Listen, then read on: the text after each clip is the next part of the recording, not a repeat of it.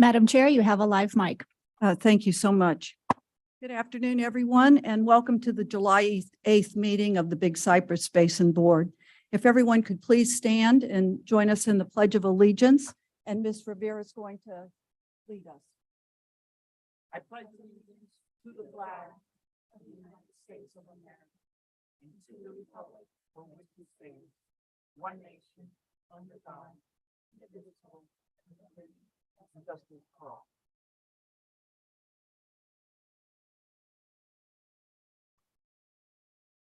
Before we begin, I have a couple of housekeeping items. As a reminder, today's proceedings are also accessible via Zoom, as well as Collier TV and the district's website. Board members, I'd like to request that when you would like to speak, to please use the buttons on the dais to be recognized. Please check your microphones and speak clearly so everyone can hear you. For those here in person, if you would like to comment during a public comment period on an agenda item, I would ask that you fill a card out that's available in the lobby and provide it to Yvette, who's sitting to my right up here, so that you can speak. If you're joining by Zoom, use the raise the hand feature and staff will call on you. And if you're participating by phone, I would ask that you use *9 to raise your hand and *6 mutes and unmutes yourself. I'd like to note that rainy season is underway here in Southwest Florida. And as you're driving around town, I know that you're noticing that the grass is greener and the canals are full of water. But on the other end of the canal system and the greener grass, what you don't see is the dedicated team of water managers and field technicians who are operating and maintaining our flood control system. I want us all to take time and reflect on the fact that our ability to live, work, and play in this beautiful community depends on the basin's water management system and the commendable work of those who keep it running. So thank you all. Next item on the agenda is agenda revisions. Ms. Keeler, do we have any agenda revisions? No, ma'am, you do not. Okay, great. Abstentions by board members on items on the agenda. I'm going to ask each board member if there are any abstentions or disclosures on the agenda. I'll begin with Vice Chair Waters. None for me, ma'am. Mr. Hill, None for me. Ms. Rivera, I have none. and I don't have any. Thank you all. Approval of the minutes of the April 28th Big Cypress Basin Board meeting. If there are no changes or corrections, I would like to ask for a motion to approve the April 28th, 2022 meeting minutes. Make a motion to approve. Motion by Vice Chair Waters. Second. Second by Ms. Rivera. I'll now conduct a roll call vote. Vice Chair Waters, Yes. Mr. Hill, Yes. Ms. Rivera, Yes. and I vote yes. That the minutes are approved unanimously. That brings us to the first general public comment period for the meeting. There are two opportunities for the public to speak at our meetings. One is at the beginning of the meeting and one is at the end of the meeting. We'll start with anyone who would like to speak on items not on the agenda that are here in person. If there are anyone who would like to speak, please come forward.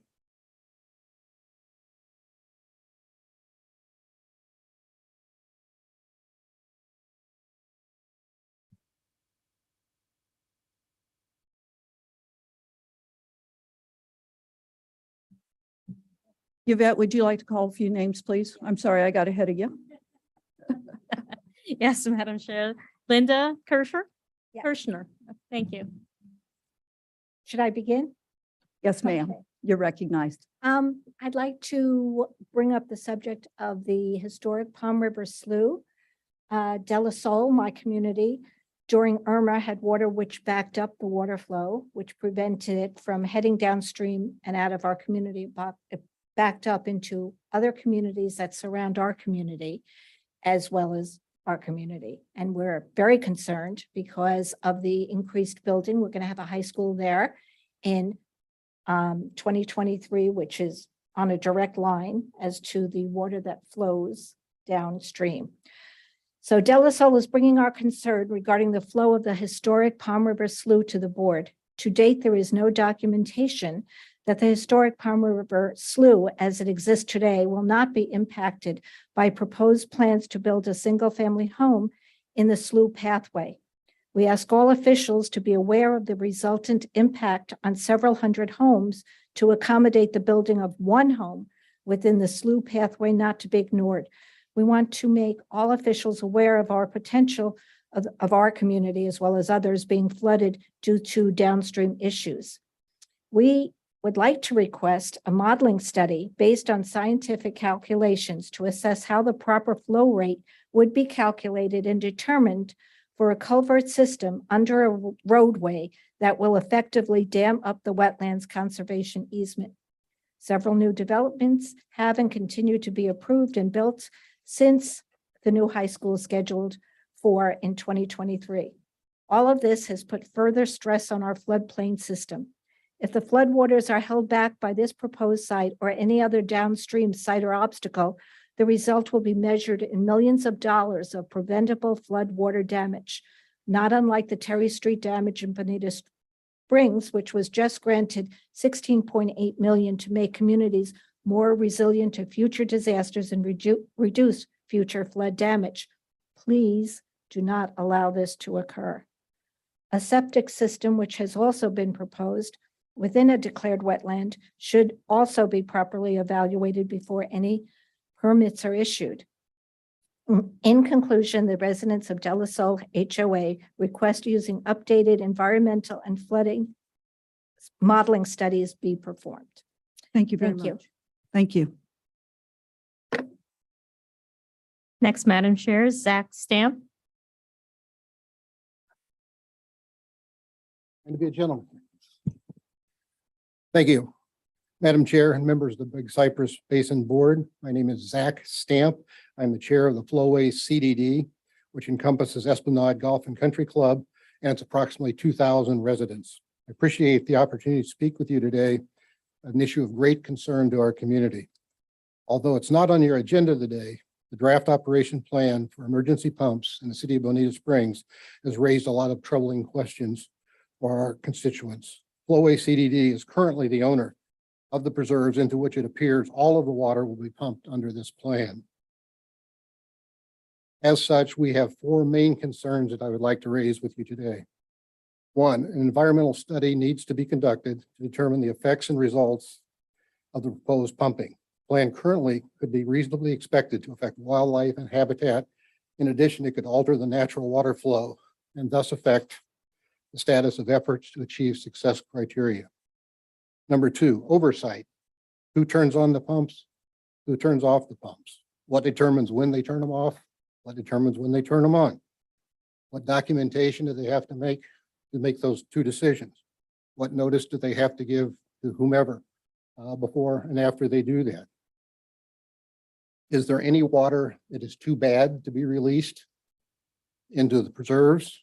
If so, how is that going to be monitored and checked, and how will that be controlled? Three, cleanup and damages.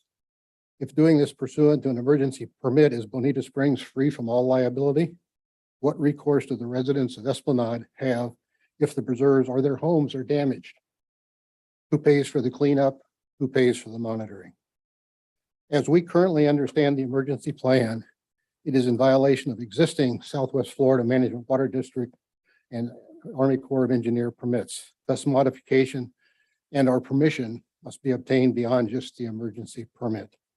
Madam Chairman, in conclusion, much has been made over the wisdom and necessity of involving the stakeholders. It is difficult to imagine a larger stakeholder on the receiving end of this water with more at stake than the Flowway CDD, into which and over which most of this water would initially flow. I may be wrong, and if that is so, somebody please correct me. The Flowway has no evidence that we were ever contacted, consulted, much less consented to this plan currently before you or any of the previous versions of this plan. Assume that's my timer's about. The Flowway CDD and Esplanade residents I represent would like to join with concerned citizens such as Collier County, Conservancy of Southwest Florida, the Audubon Society, and others to request that this matter be placed on hold until these questions can be answered. And further, that a community meeting or meetings be held with all residents and stakeholders in the affected areas. And in the spirit of cooperation, I want to offer the services of our legal counsel and our engineers to work with you to try to clarify and correct these matters. Members, thank you very much for your time and consideration. Thank you, and thank you for being here today. Next speaker is Judy Getchell. Good afternoon, and thank you for allowing us to speak. I'm representing Camden Lakes in relation to Mrs. Kirshner's concern with the slough. Camden Lakes is concerned regarding this proposed new building and specific site. Part of our Camden Lakes community uses the Palm River flood zone. In the southern section of Camden Lakes, part of our waters join with the Milano HOA, and together they travel by pipe under Entrada Avenue and into the De La Salle community. Camden Lakes has a vested interest regarding the proposed building site, which links up our stream flood runoff waters downstream with the Palm River flood zone lands. During Irma, De La Salle had water which backed up. In other words, the water was prevented from heading downstream and out of their community. When that occurred, both Milano and Camden Lakes had their water back up, and several homes in Camden Lakes had water enter backyard lanais into their front doors. There are three issues we would like to address. The first is we want to make all officials aware of our history of our residents' fear of being flooded due to the downstream issues.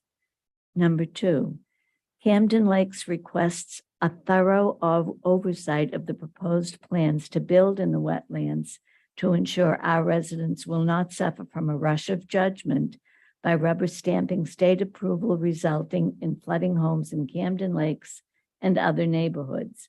Please serve the existing and proposed developments well.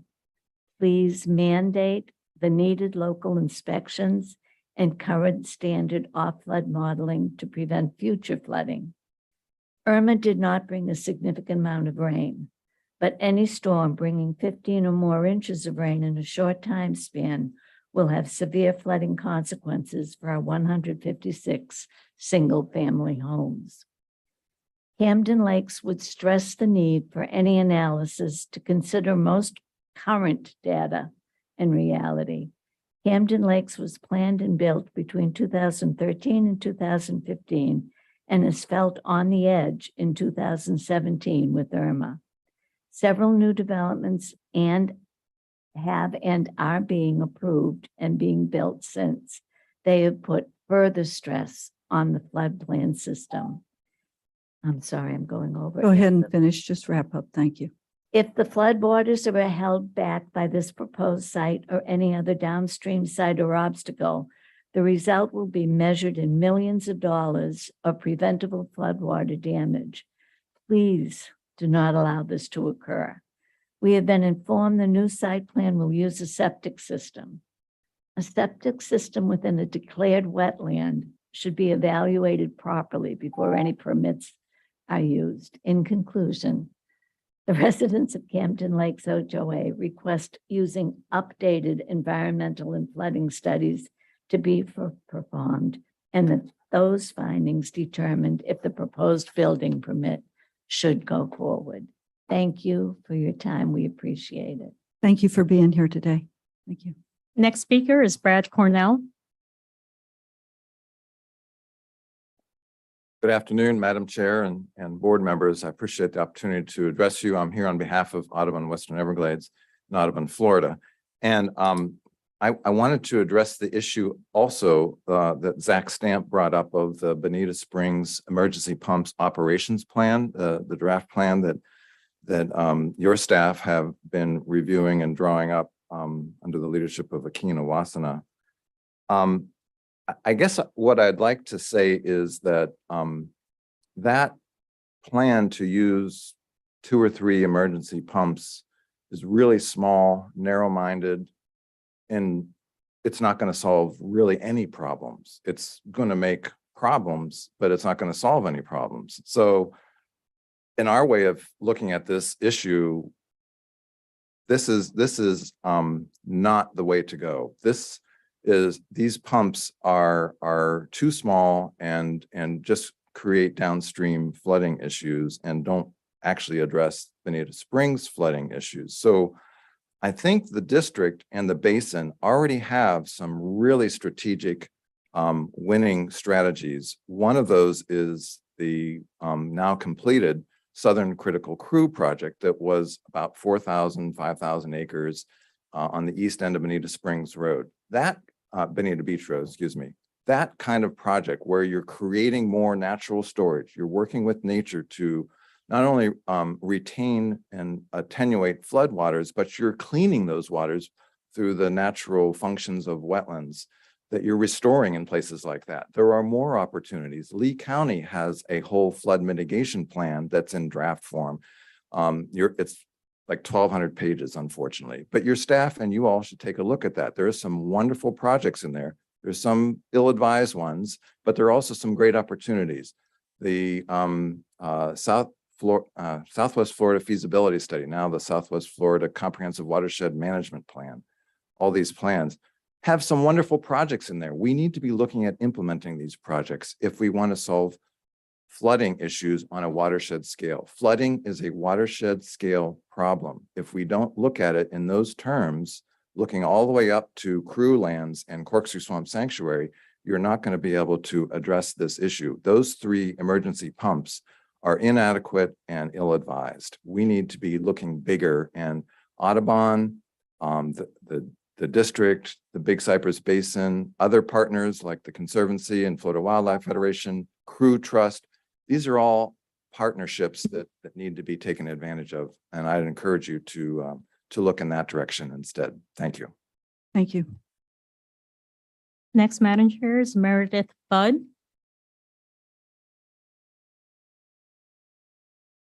Good afternoon, Meredith Budd on behalf of the Florida Wildlife Federation. As I too will be discussing the operational plan regarding the pumping of water in an emergency situation, FWF, along with the Conservancy of Southwest Florida and Audubon, submitted a letter to the district late May, just a few months ago, expressing concerns over the operational plan. And especially now with the comments and concerns from that's been presented by the Flowway CDD, I think it's even more imperative now that an analysis be considered on the impact of pumping untreated water into the Cocohatchee system. And that would need to be conducted before any such operations took place in an emergency situation.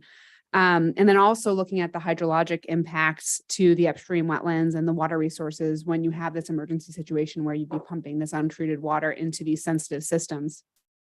The operational plan that was presented doesn't address water quality. It doesn't address the volumetric impacts. And we all know that. And we've expressed that to the district and others as well.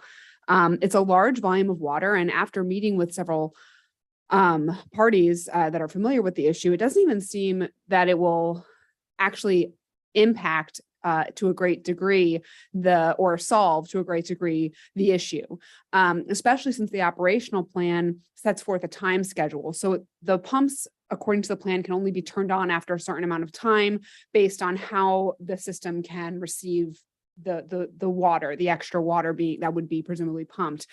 So the immediate issue that I understood when meeting with different representatives that are that are familiar with this issue is that they are looking at, in a storm event, the streets are flooded immediately during that storm. Even according to the operational plan, that water may sit days, a week, however long until the operational plan would set forth the parameters that the pumps could get turned on. So that immediate problem, hey, we need to clear our roads. We have roads that are flooded, which is a problem. I want to acknowledge that it is an issue. But even these pumps, in accordance with the operational plan, doesn't seem to really even solve that issue. So there's a greater issue here, as Brad had noted. How can we plan better and figure out different solutions to treat stormwater and address stormwater issues? And so I wanted to just express that to you all, especially after hearing about the immediate need to clear those streets in a storm event. According to the operational plan, that's not even going to happen. You're going to have to wait until the system can receive that water, and that's going to be days, if not longer. So another point I wanted to bring up is that the Federation had suggested maybe doing some baseline monitoring. So if there's a way for the district and the county to maybe work together to get some baseline monitoring done in the preserve area that's going to be impacted, so that if the pumping does move forward during an emergency situation, we can see what has happened to that area post-storm. Now, that doesn't mean we go out in the middle of a storm to figure out what's going on in the moment. I understand it's an emergency situation, but at least we'll have some data to look back on and better understand the situation. If we have a baseline, if we can get something set up, perhaps with the county, it could really help inform decisions if this operation is allowed to move forward to address any sort of reclamation that needs to be done. Thank you so much. Thank you. Appreciate you being here too. Next speaker is Jessica Wilson. Hi, I'm Jessica Wilson with the Conservancy of Southwest Florida, and I will also be commenting on this draft operational plan for emergency pumps in the city of Bonita Springs. So at the last meeting, we received an update on this draft operational plan that would set criteria for this emergency pumping. And while we appreciate these presentations and all of the updates that we've received from staff, our concerns are still there about water quality and ecological impacts, and those concerns have not been addressed to date. And we think that the district should not move forward with finalizing the plan. We understand that this plan would establish quantity-based criteria for turning these pumps on and off, but as Meredith mentioned, considering that this would not immediately alleviate flooding, in these areas east of 75 and south of Bonita Beach Road, we want to ask what on-site alternatives have actually been examined by these developments experiencing this flooding, the city of Bonita Springs and the district. In our May 23rd letter, we also copied the Basin Board. We asked for a full environmental analysis, and we'd also like to highlight the July 1st letter from the Flowway Community Development District. They echoed our concerns and requests for this analysis, as well as identified the possibility of impacts to timeframes and success criteria under their permits with the district. So we've also asked that all impacted parties be included in conversations, and to date, our involvement in the process has really been these siloed individual meetings, and we would appreciate and we would like to be involved in coordinated conversations with the district, Bonita Springs, and Collier County. And we'd like to know if there will be additional public meetings in the future, any public hearings or updates, as well as full information on the procedure for moving forward with the final acceptance of this plan, because we're still unclear how that process will work and move forward. Ultimately, the district has a responsibility to protect our regional water resources and our ecosystems. And the plan as it stands, it really doesn't reflect this responsibility. So we ask the district consider all ecological and water quality impacts associated with pumping this water to the preserves in the Cocache system. Thank you. Thank you very much. Madam Chair, I have no raised hands nor other public comment cards. Okay, I appreciate that. And I appreciate all the members of the public for being here today and sharing those important concerns. I think that we have on our schedule coming up at a future meeting, Akin Awashina to come back and to update us on this issue. Excuse me, Madam Chair, that is correct. He will be at the August meeting. Okay, that'll be great. So if you do want to mark your calendars for that meeting, and we'll hear that, and we'll also take your comment about outlining the process as well, so that you know where the opportunities are for you to plug in and to influence or not influence the process or the outcome as it may be. So we'll make sure that's addressed as well. Great.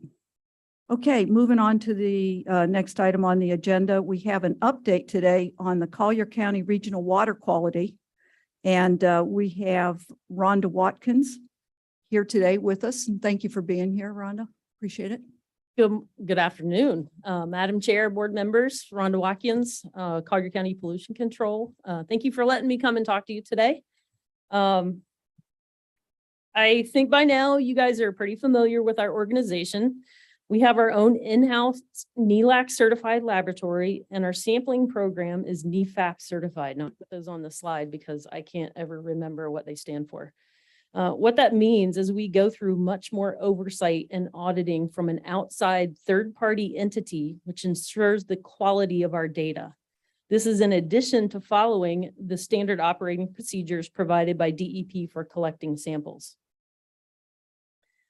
This is a map that shows the sites that we monitored in fiscal year 21. We have 54 sites that we monitor monthly, and we also have 5 sites in the Lake Trafford watersheds, with 3 of those sites actually in the lake itself.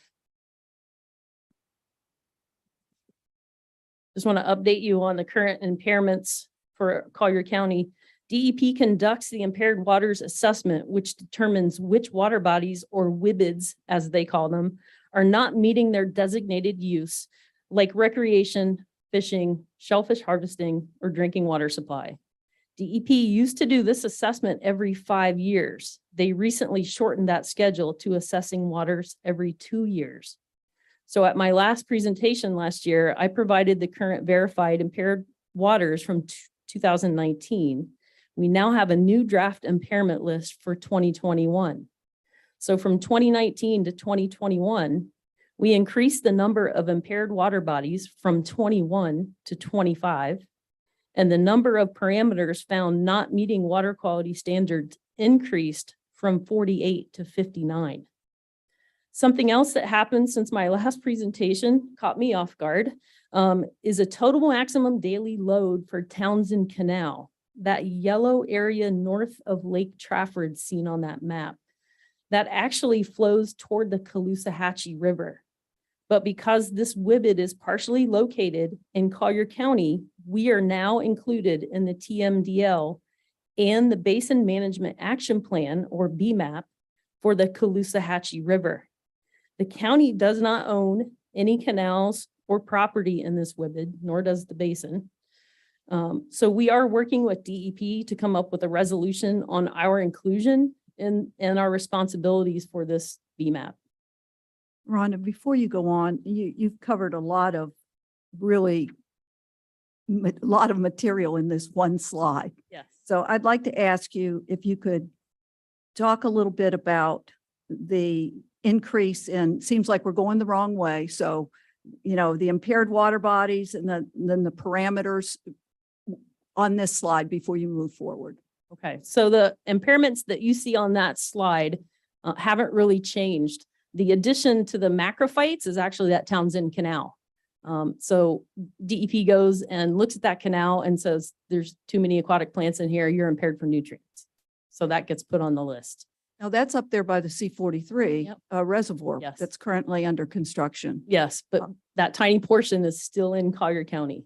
Okay, so that's where it comes into the basin Yes. area. And the other increases in impairments would be nutrients, mostly in the estuaries, and then also bacteria. So then the parameters, there's an increase in the parameters. So does that mean, are we sampling for more or more being found? More are being found impaired. We are not sampling for any more. I believe Marco Island had basically their first assessment because we had to get data into the state's database for it to actually be assessed. So some of these areas are new only because data is now being uploaded, similar to Clam Bay. Clam Bay wasn't on this list before because there was some missing data, but that's been updated. So now the state has been able to go back and do that impaired waters assessment. And now there's more impairments in Clam Bay. Okay, thank you. Go on. Sure. So for my FY21 assessment and report, I used the water quality standards found in the Florida Administrative Code 62-302. Unfortunately, we still don't have any numeric nutrient standards for nitrogen or phosphorus in our canals. We do have those numeric standards for all of our estuaries. So consequently, all of our estuaries are impaired for nutrients, all of them, because nutrients can't be regulated upstream in the canals. So in the absence of actual numeric nutrient criteria for our canals, I used the closest standards for the peninsular nutrient region, which is what Lee County has to use in their streams. So any exceedances of nitrogen or phosphorus or chlorophyll in our canals are not true exceedances, but I just use that data as a tool to screen and assess to find out whether or not a particular result was good or bad. So the assessment I did is very simplified compared to DEP's impaired waters assessment. Many of the standards for DEP's assessments are based on annual geometric means and require a number of exceedances over a number of years to be considered impaired. I'm not trying to repeat what DEP is doing in their assessment. I'm just trying to determine if a result is good or bad during 1 year's worth of data collection.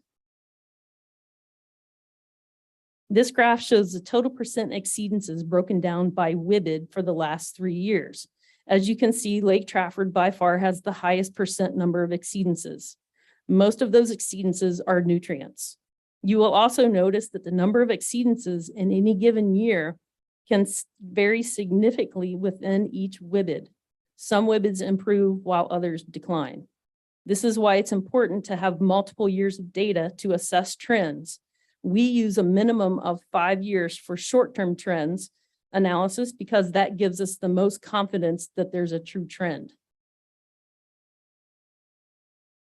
If you really want to dig into the data more, we've created an interactive map on our website that includes all of our monitoring sites. You can turn on and off the current impairments and the WIBID boundaries. You can also view the annual average level of any parameter we monitor for 2019, 2020, or 2021.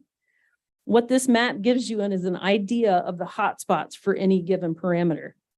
This map seen here is showing the average total nitrogen values for each of the sites we monitored in fiscal year 21. All of these data are used to create this map are available through DEP's Watershed Information Network database. In the last 2 years, we began focusing more on our monitoring efforts on source tracking. So as shown in the previous map, we know where those hotspots are, and we started digging in to find out what was causing those issues.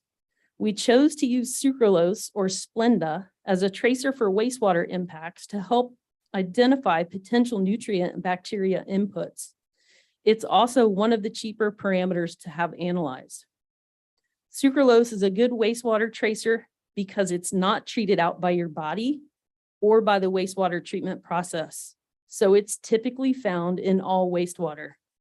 It also lasts in the environment for years. This makes it an ideal tracer for wastewater impacts. The downside is that because it does persist in all wastewater, it's also found in reuse irrigation water. So anywhere reuse irrigation is applied, we found sucralose in our canals. Another downside is that we can't estimate the amount of nutrients found in the water body based on the level of sucralose we found. Where sucralose became a useful tool for us was the amount of sucralose we found and where we found it. So what did we find after 2 years? Here's a map of the average sucralose levels monitored over the 2-year period. I've also included the wastewater infrastructure, including areas of reuse irrigation service, sewer lines, and septic tank areas. As you can see, sucralose was found in higher concentrations in the more urbanized areas of the county. The 2 large red dots that you see are locations where reuse irrigation was being sprayed directly into the canal. We have since worked with these reuse customers to ensure that the direct spray or reuse irrigation runoff into the canal has been corrected. The blue dots you see on the map basically represent samples where no sucralose was detected. I would direct your attention to Lake Trafford. Big Cypress Basin Board did pay for sucralose samples in Lake Trafford itself to monitor for wastewater impacts.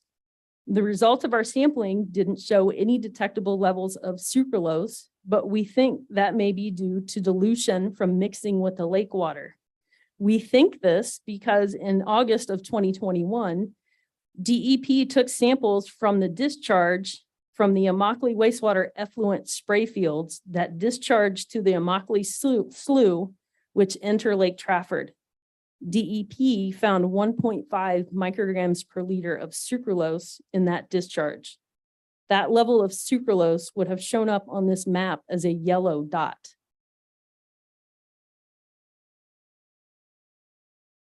To understand the sucralose data a little better, I grouped the sample sites by wastewater influence. These groups included a control group where there is likely no wastewater influence, a sewer-only group, a septic-only group, a septic and sewer group, a reuse and sewer group, and a group including a mix of all three, reuse, sewer, and septic.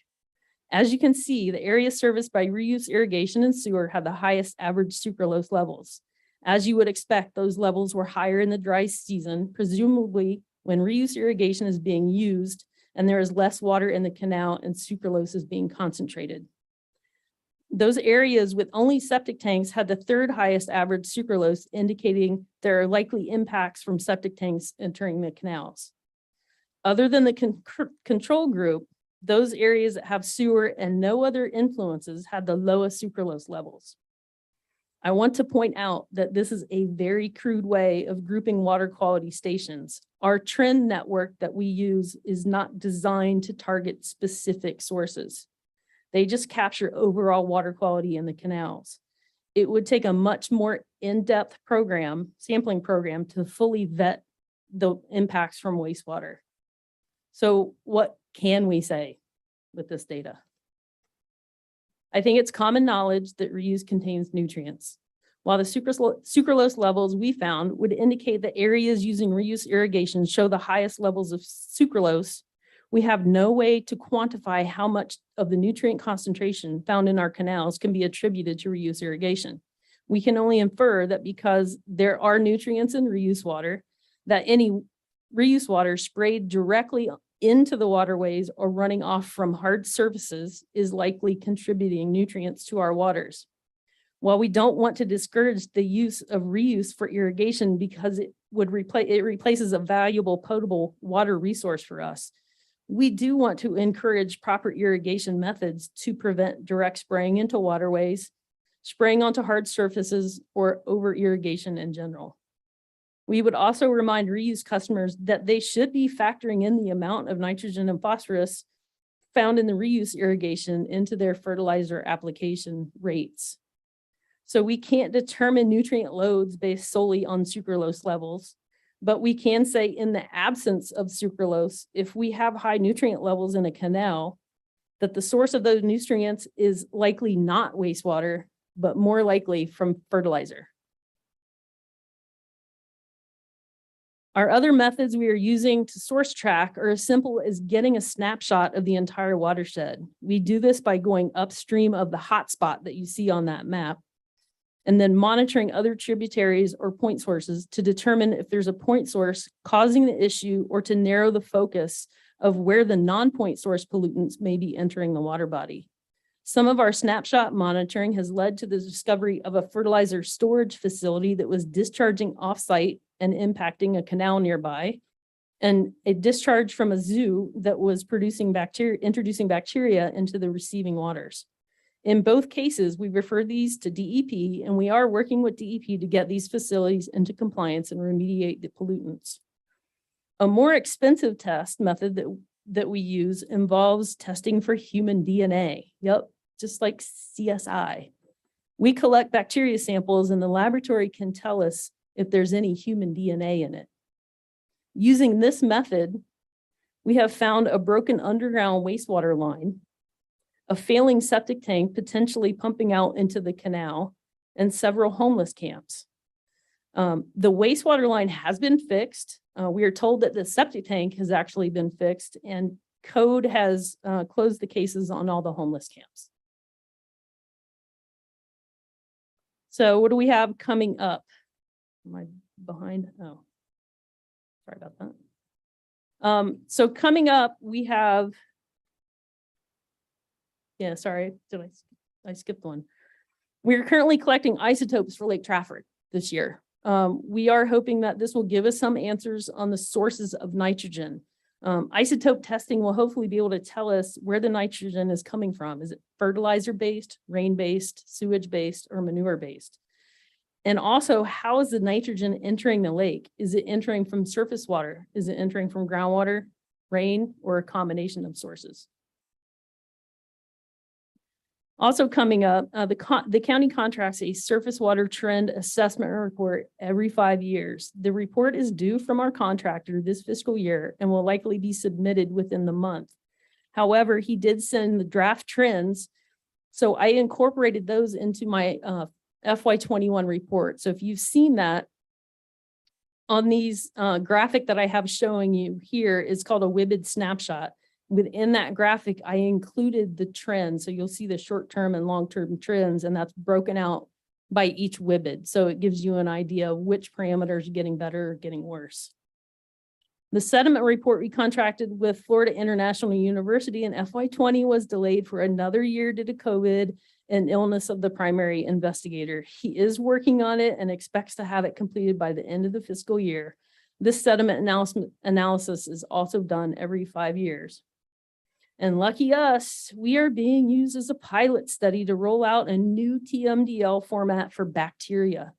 By the end of 2022 and sometime in 2023, we will have 8 new TMDLs for bacteria.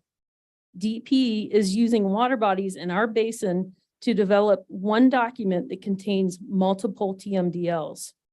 In addition to bacteria, they have prioritized copper TMDLs. We will have 4 water bodies now that have both bacteria and copper TMDLs. So the total number of water bodies with TMDLs will increase from 3 to 10. And I know if you're looking at that slide and you do math, you think 8 plus 4 is 12. But we have multiple water bodies that will have more than one TMDL. Here's a map of the proposed and existing TMDLs. As I mentioned before, we are using DNA monitoring to help locate and remediate bacteria issues. We have been addressing the copper impairments since 2014. We know where the copper is coming from. Overuse of copper-based herbicides to treat algae blooms in private ponds. Unfortunately, we are not allowed to regulate the use of copper. That's done by the Department of Agriculture. But we know the root cause of the copper issue is too many nutrients in the water causing algae blooms. Unfortunately, with no numeric nutrient criteria, we don't have any way to regulate nitrogen and phosphorus levels either. So there is no regulatory control of nitrogen and phosphorus discharges to our water. We are working with DEP to come up with possible solutions to address the nutrient issues, but this can involve more TMDLs for our estuaries and extensive modeling of upstream watersheds to limit upstream sources. Unfortunately, this is a lengthy process and this is not a quick solution. And with that, thank you, and I will take any questions. I'm sure we're going to have some questions for you. Thank you. Thank you for your excellent presentation. Board members, if there are any questions, just use your button and I'll call on you. Vice Chair Waters. Hey, Rhonda, thanks for the presentation. With regard to what's coming up for Lake Trafford, future work there, one of the things that interested in is the source of the water getting in and the pollutants, whether it's surface water or groundwater. How do you look at that? How do you measure that and check it? I'm curious to hear. So DEP had funded FGCU to do some studies in the lake, and they had done seepage monitoring where they put the barrels, basically bury them in the sediment, and they measured how much water was coming in. But it still doesn't tell you where. It's groundwater, okay, but what groundwater? So what we're using is a boron isotope. And again, I know enough about this to be dangerous. The boron isotope is yet another way to fingerprint the source water because each of our aquifers should have a different signature for boron. So hopefully coupled with the nitrogen signature and the boron signature, we'll be able to tell what's coming from where. So it'd basically be kind of a continuation of what FGCU did before, where they were measuring what's coming up to the bottom of the lake. And then based on constituents in that water, we can say, here's where we think it comes from.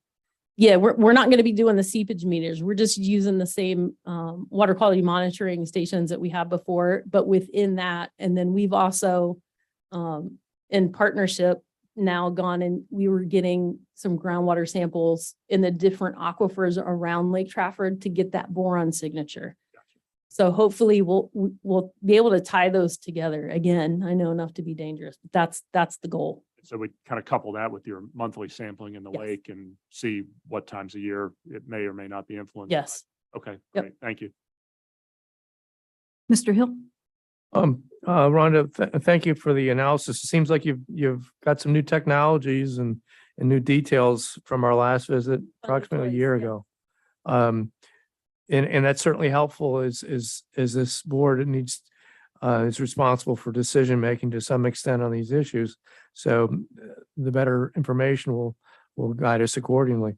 My biggest challenge is that it seems like the direction is obvious of generally speaking that our water quality is not improving as you get more data. Would that be correct? It depends on the watershed and the parameter, but overall probably. Yeah. Okay. So then my biggest challenge is what are we going to do if we know where we're heading? And I think it's well beyond the responsibility of this board. But what do we do with this information and what can we do to address it? Which I think we heard in the public comment already, a lot of concern over water quality issues as to where do we go with the next issue rather than a year from now, we have another meeting from you with better detail about how bad the problem is that is not being addressed.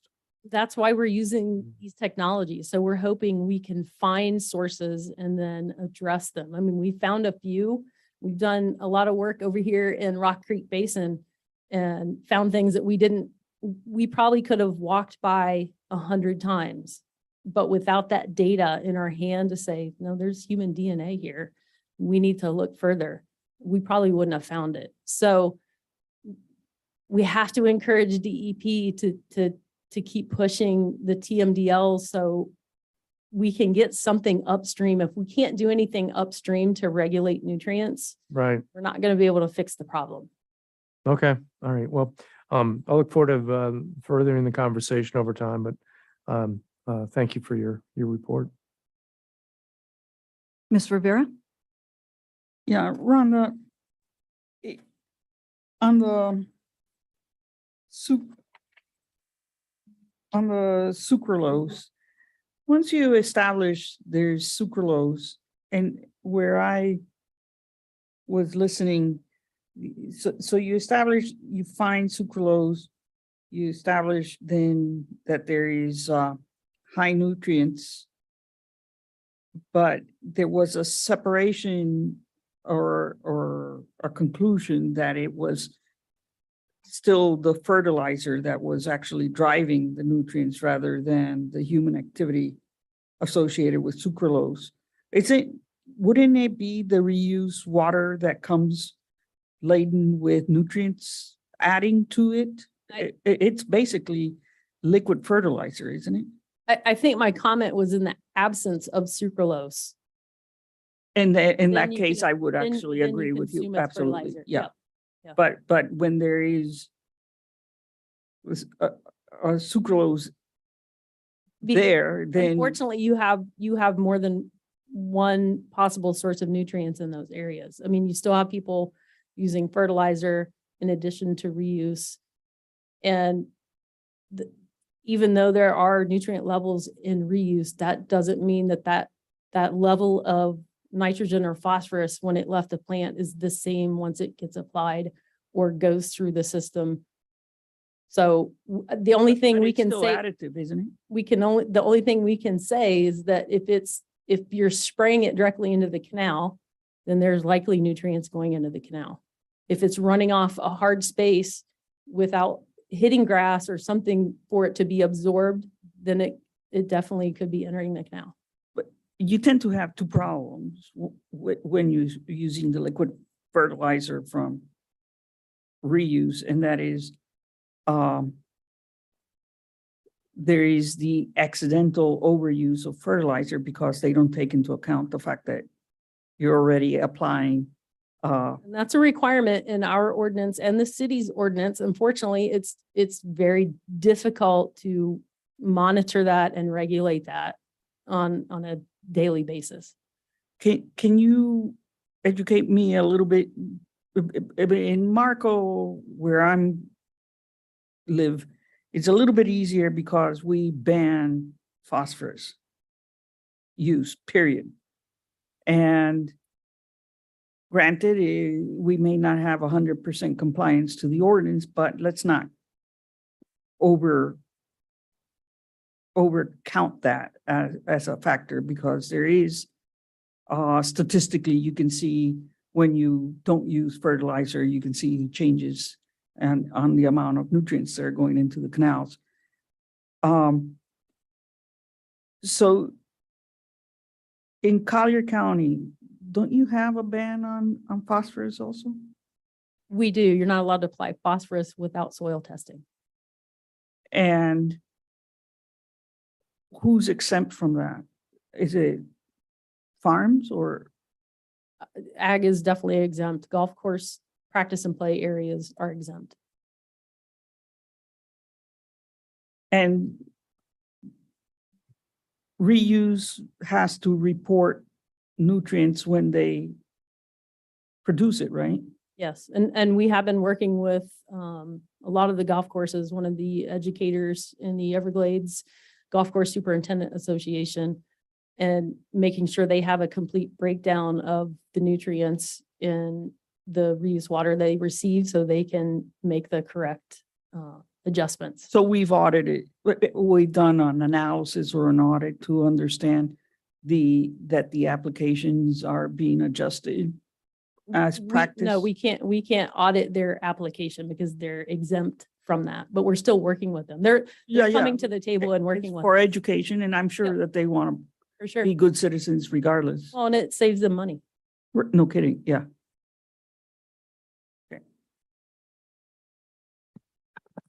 Thank you. I have a couple of questions for you. On slide 6, I wanted to make sure that I understood. I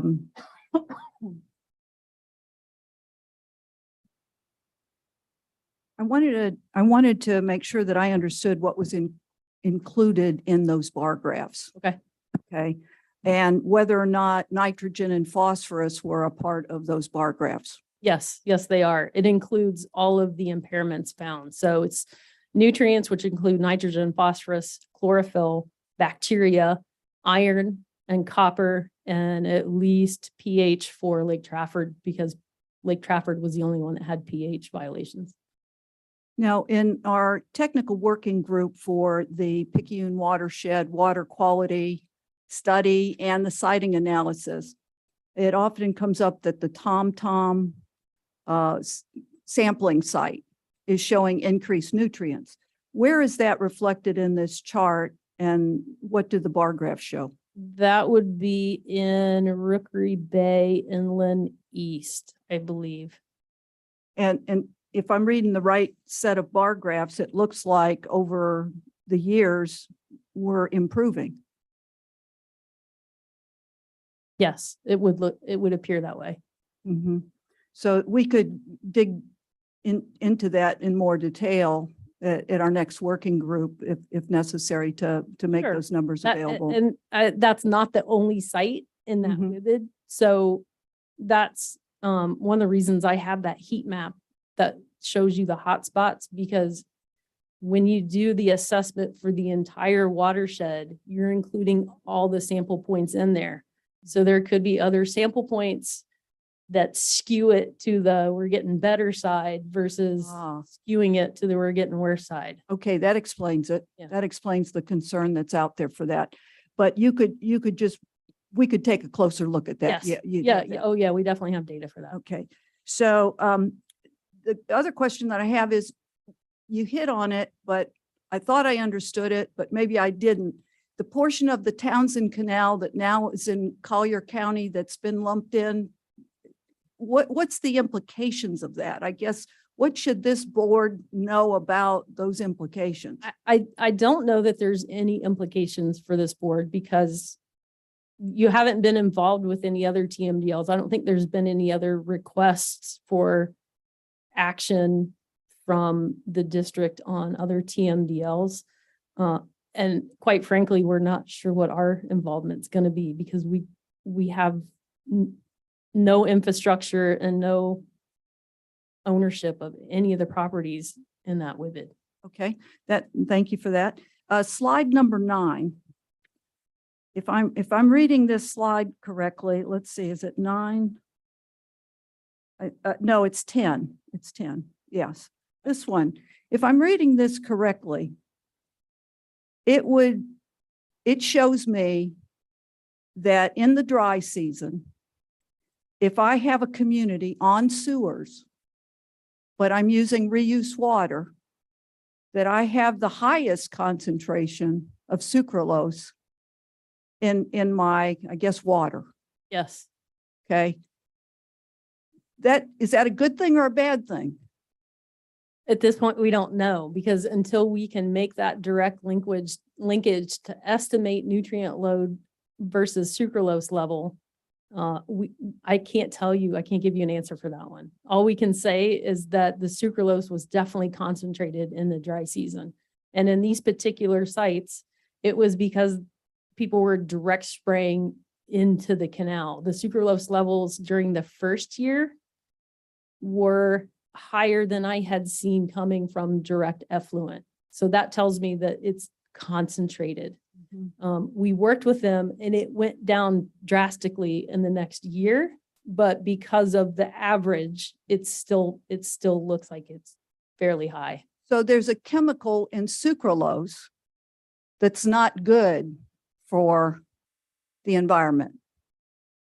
Is that the rationale? No, it's just a tracer to see how much wastewater impacts we're getting to the canal. We kind of wanted to do it as a baseline too, because sucralose is one of those things that people, even DEP, they've been using it for a while. And we wanted to establish that baseline throughout the county. So if we go back and monitor it and where we had a low sucralose level before, now we have a high sucralose level, what happened? So this establishes baseline as well. Because when you go to the second line, and you know, we're in favor of converting septic to sewer, right? For all of the good things it does for the environment and everything, but that production of that reuse water, depending on what the standard of that reuse water is, can just take all those benefits away. And just so that you know, with my governing board hat on, not my Basin chair hat on, but my governing board hat at the May governing board meeting in the Florida Keys, I surfaced the fact that when I learned that the Keys had a higher standard for reuse because it is considered a marine sanctuary, I offered to the DEP representative who was there that we work together, meaning the governing board and DEP work together about maybe seeing where we could raise those standards for all coastal communities on reuse water. So that's a sidebar to this discussion, but that's problematic if you do all this great stuff with converting to sewers and then you don't have the standards in that reuse water and you just put it back down on the landscape. The one thing I noticed in your slide, I think it was 9, that you don't do any sampling in the waters around Marco Island to know if there are sucralose markers in those waters. Is that correct by this depiction? That is correct. Our pollution control funding says that we are responsible for the non-tidal portions of Collier County. So any place that you see tidal samples, it's because someone else is paying us, like Coastal Zone Management, to monitor those sites. Because, a concern of mine has been for years, the older septic tanks on the Isle of Capri and Goodland. And especially with sea level rise and climate change. And I notice we don't have any data for that, but I appreciate that. The slide number 15. I just had a question when you said that DAX is responsible for copper standards for private ponds. For any application of copper-based herbicides. Any application. Anywhere. Okay. If there was a standard, let's say if there was, could a separate standard be applied for the basin, Big Cypress Basin? Could DAX give us a standard? Dax would probably have to answer that question. I don't think. Okay. we'll be able to answer that Okay, question. I'll ask City, them. City of Naples had tried at one point to ban the use of copper within Mhm. the city, and Department of Agriculture sent them a letter and said, you do not have the authority to do that. Okay. I'll find out more about that from Dax. Thank you so much. But I really, really appreciate your presentation. It's always a good discussion. Thank you very Thanks for much. having me. Thank you. Yvette, is there any public comment on this item? Yes, Madam Chair, I had Brad Cornell.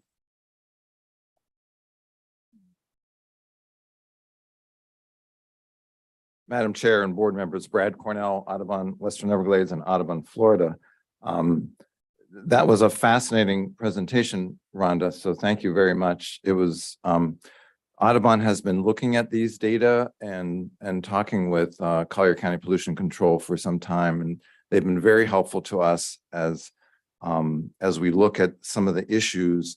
And I want to flag a particular issue in her data that she was showing you on the Picayune Strand. In fact, you raised it, Madam Chair, yourself on Picayune Strand water quality project siting.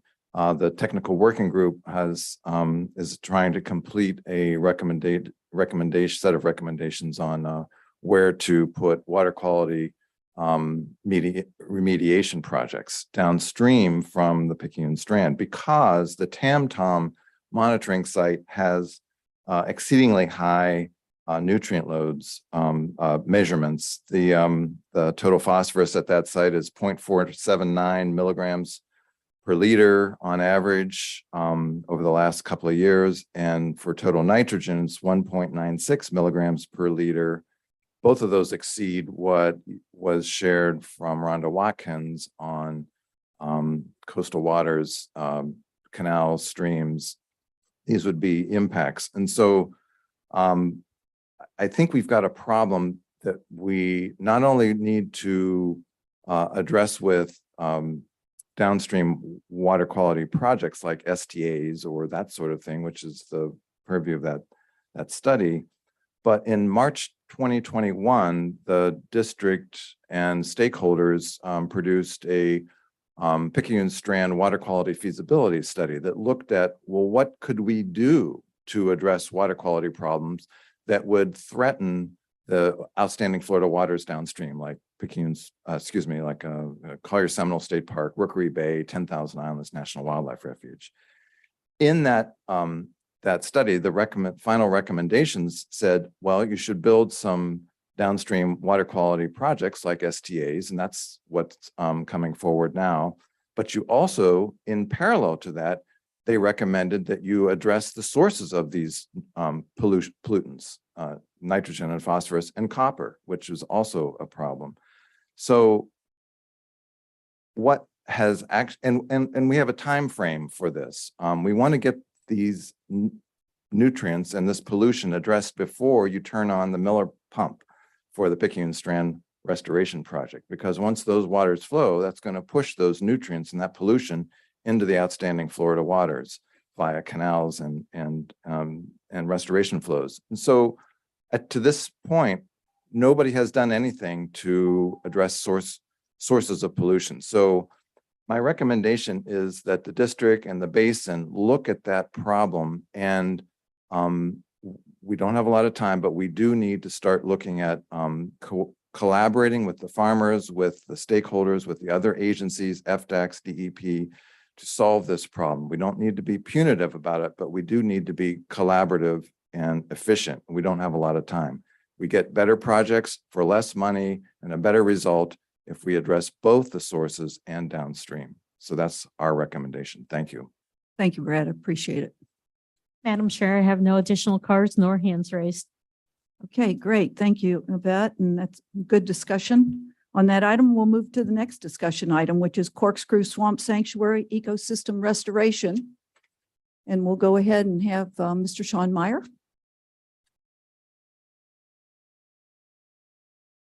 Good afternoon, Madam Chair, board members. It's good to be here today. Corkscrew Swamp Sanctuary is here today. They've just wrapped up a ecosystem or portion of an overall ecosystem restoration project. And the goal of this project is basically to remove willow and nuisance vegetation in areas where there were once pristine marsh and prairie areas. So the goal is to restore those areas through the removal of this willow. Funding for this project, for this regional partnership project, was approved by the board at the November 2020 meeting. And about a year ago, they completed successful removal of 200 acres of willow and nuisance vegetation. So they've monitored the areas over the last year. And they're here today to wrap up the project and discuss and really show you some of the results, because in my opinion, the pictures really tell the story well. So with that, I'd like to introduce Lisa Cordy with Audubon's Corkscrew Swamp Sanctuary. She is the director there.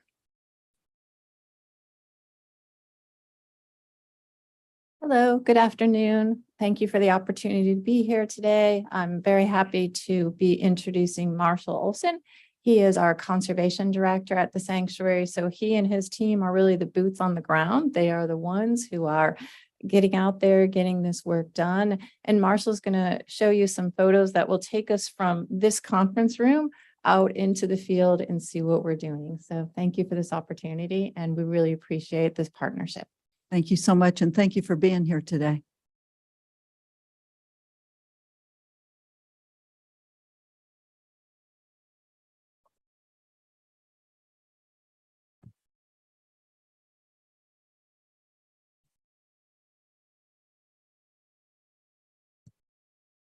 Madam Chair, board members, I'm happy to be here. I'm here to give you an update on our partnership that Sean just discussed on restoring marsh and wetland prairies at Corkscrew Swamp Sanctuary. I think we've got a great story to tell, and we've made, I think, tremendous progress on restoring wildlife habitat at the sanctuary. And I'll try to show that through a series of pictures.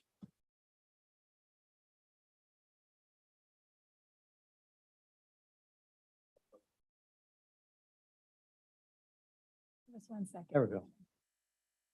There you go. All right, as background, this is a map for some of you that may not know where the sanctuary is. Inside of that orange boundary is the sanctuary. And it's somewhat centrally located in the Corkscrew Regional Ecosystem Watershed. And it's kind of on the northern boundary, and the northern portion of Corkscrew is where we're doing most of our restoration work. And it's somewhat interesting because these large natural areas such as Corkscrew, when they're bordered with citrus and other agriculture operations, it's very conducive to an invasion of Carolina willow, also known as coastal plain willow, and other woody vegetation. And indeed, that's what's happened at the sanctuary. It's somewwhat difficult to try to combat that with herbicide application. It's so thick, and it's just seldom works. You end up killing so much of the other vegetation at the same time. So we have a different process, which we'll walk through today, and our experience on this can be shared with others.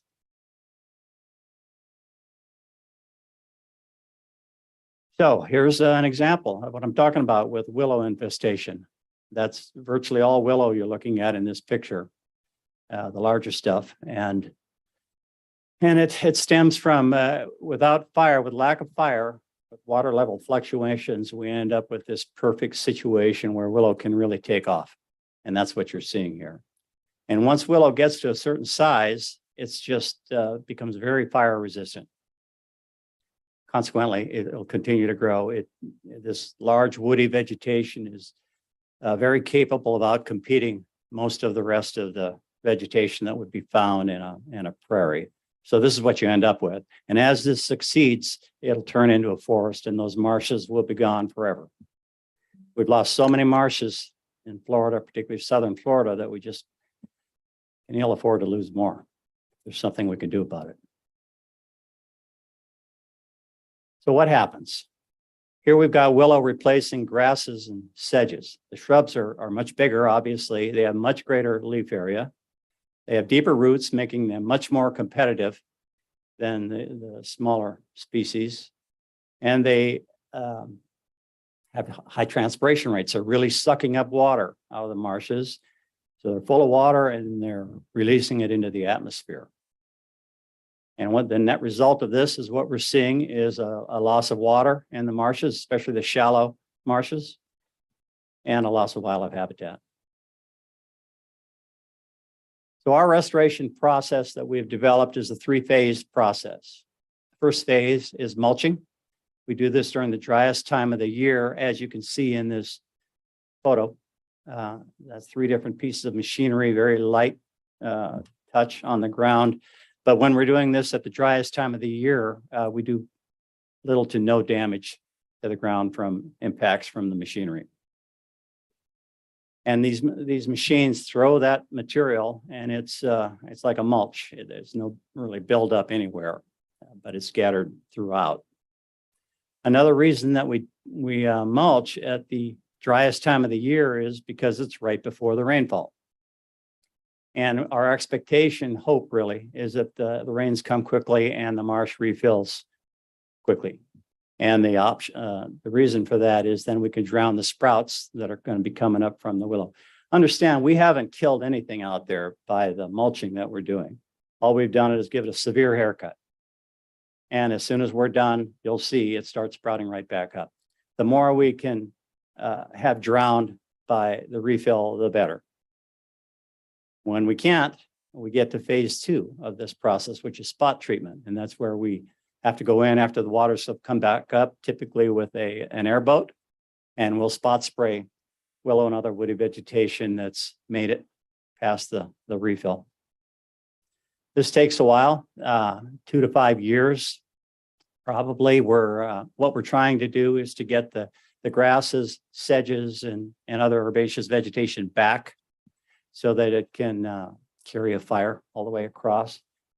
At that point, we reintroduce prescribed fire.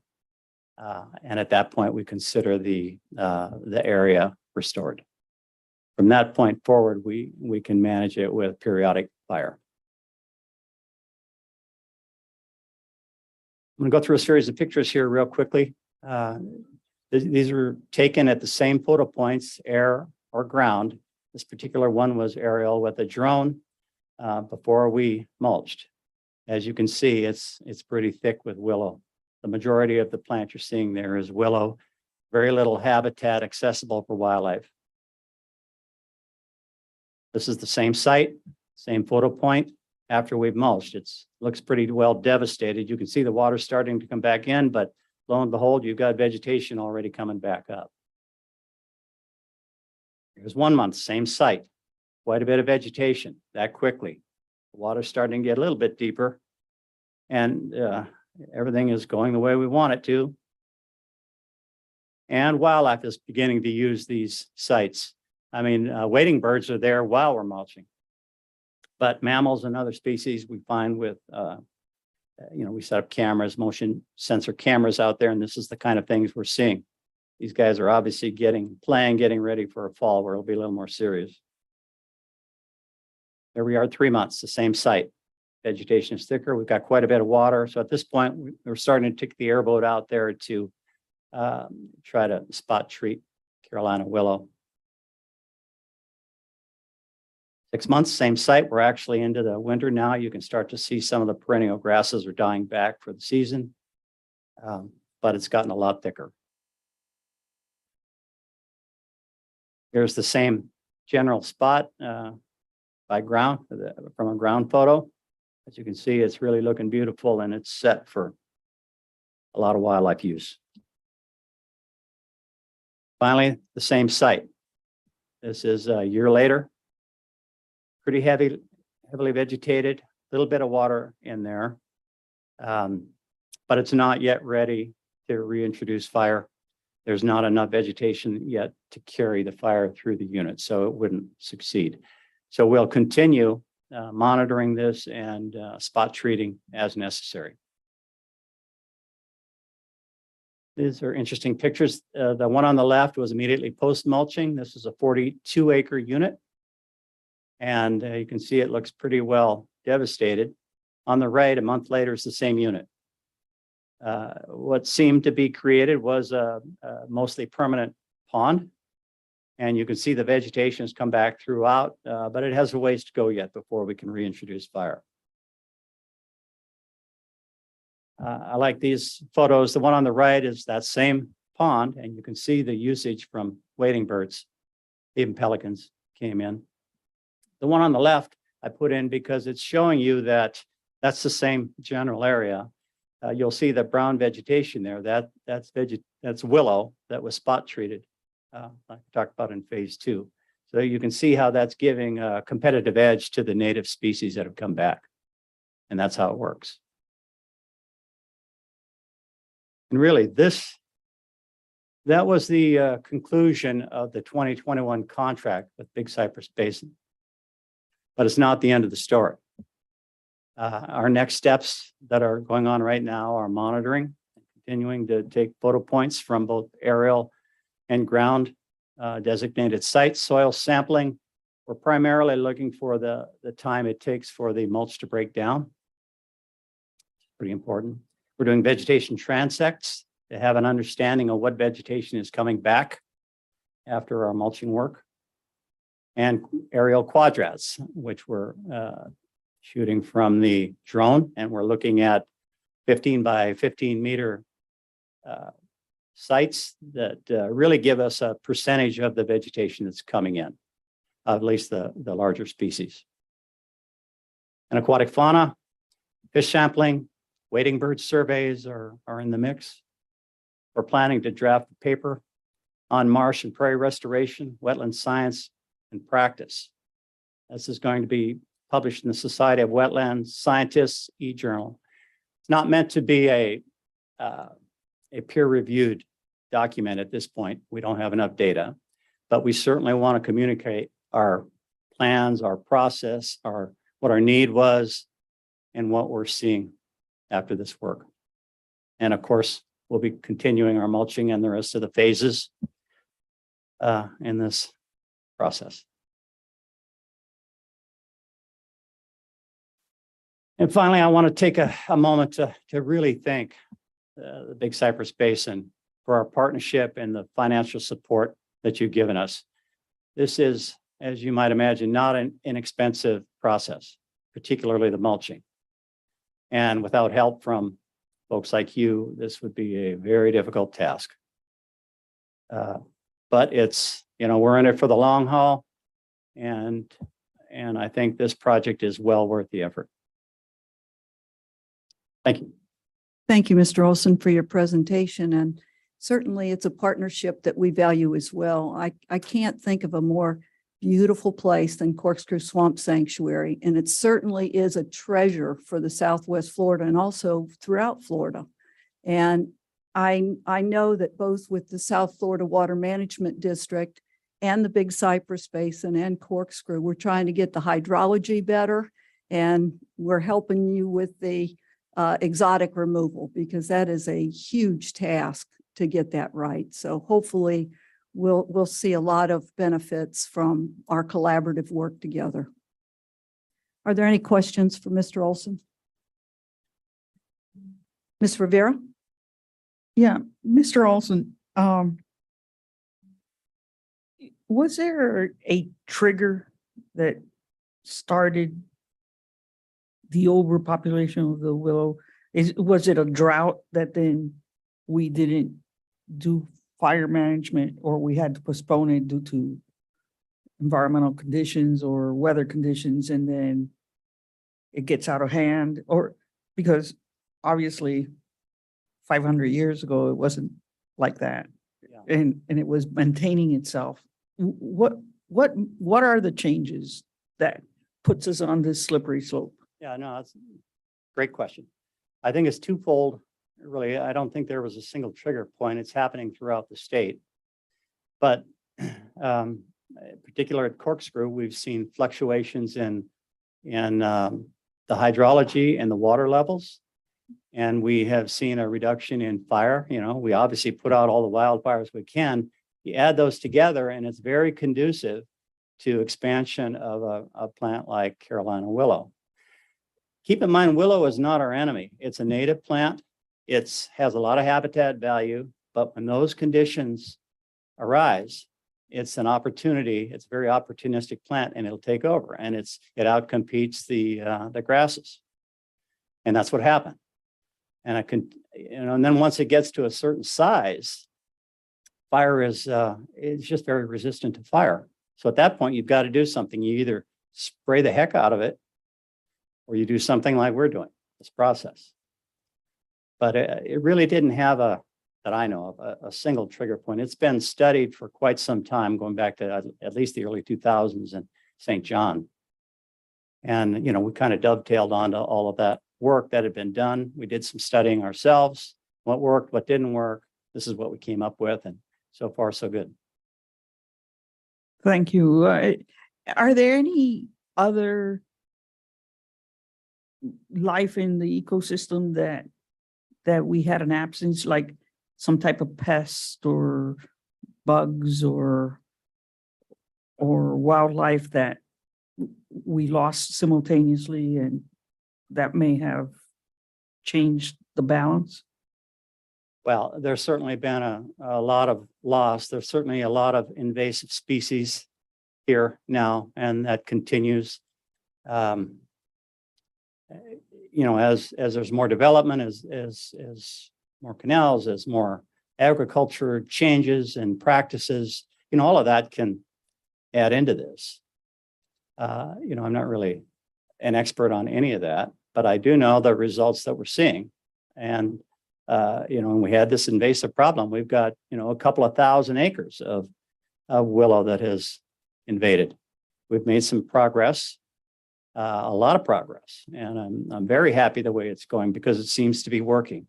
Now, when we get into other soils and other conditions, we may have to step back and reevaluate.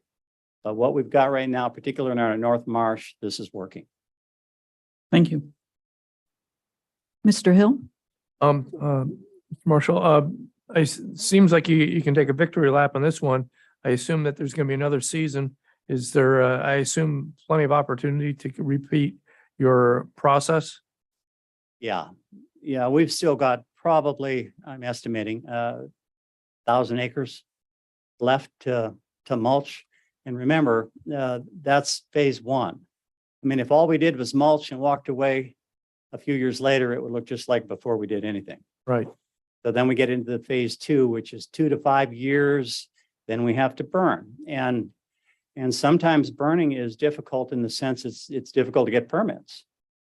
Because if we have wildfires going on throughout the country, a lot of times, like this past season, it's very difficult to get a permit. So we may end up losing a majority of a year. So then we've got to really double our efforts. So yeah, we're in this for the long haul. Yeah. And I think it's certainly a project worth going after. Briefly, what would be the time frame from the commencement of restoration until you consider it fully restored? Well, like I've been saying, the phase two will typically last 2 to 5 years. That's when we're finding that we reintroduce fire. 4 or 5 years, it's probably a good number.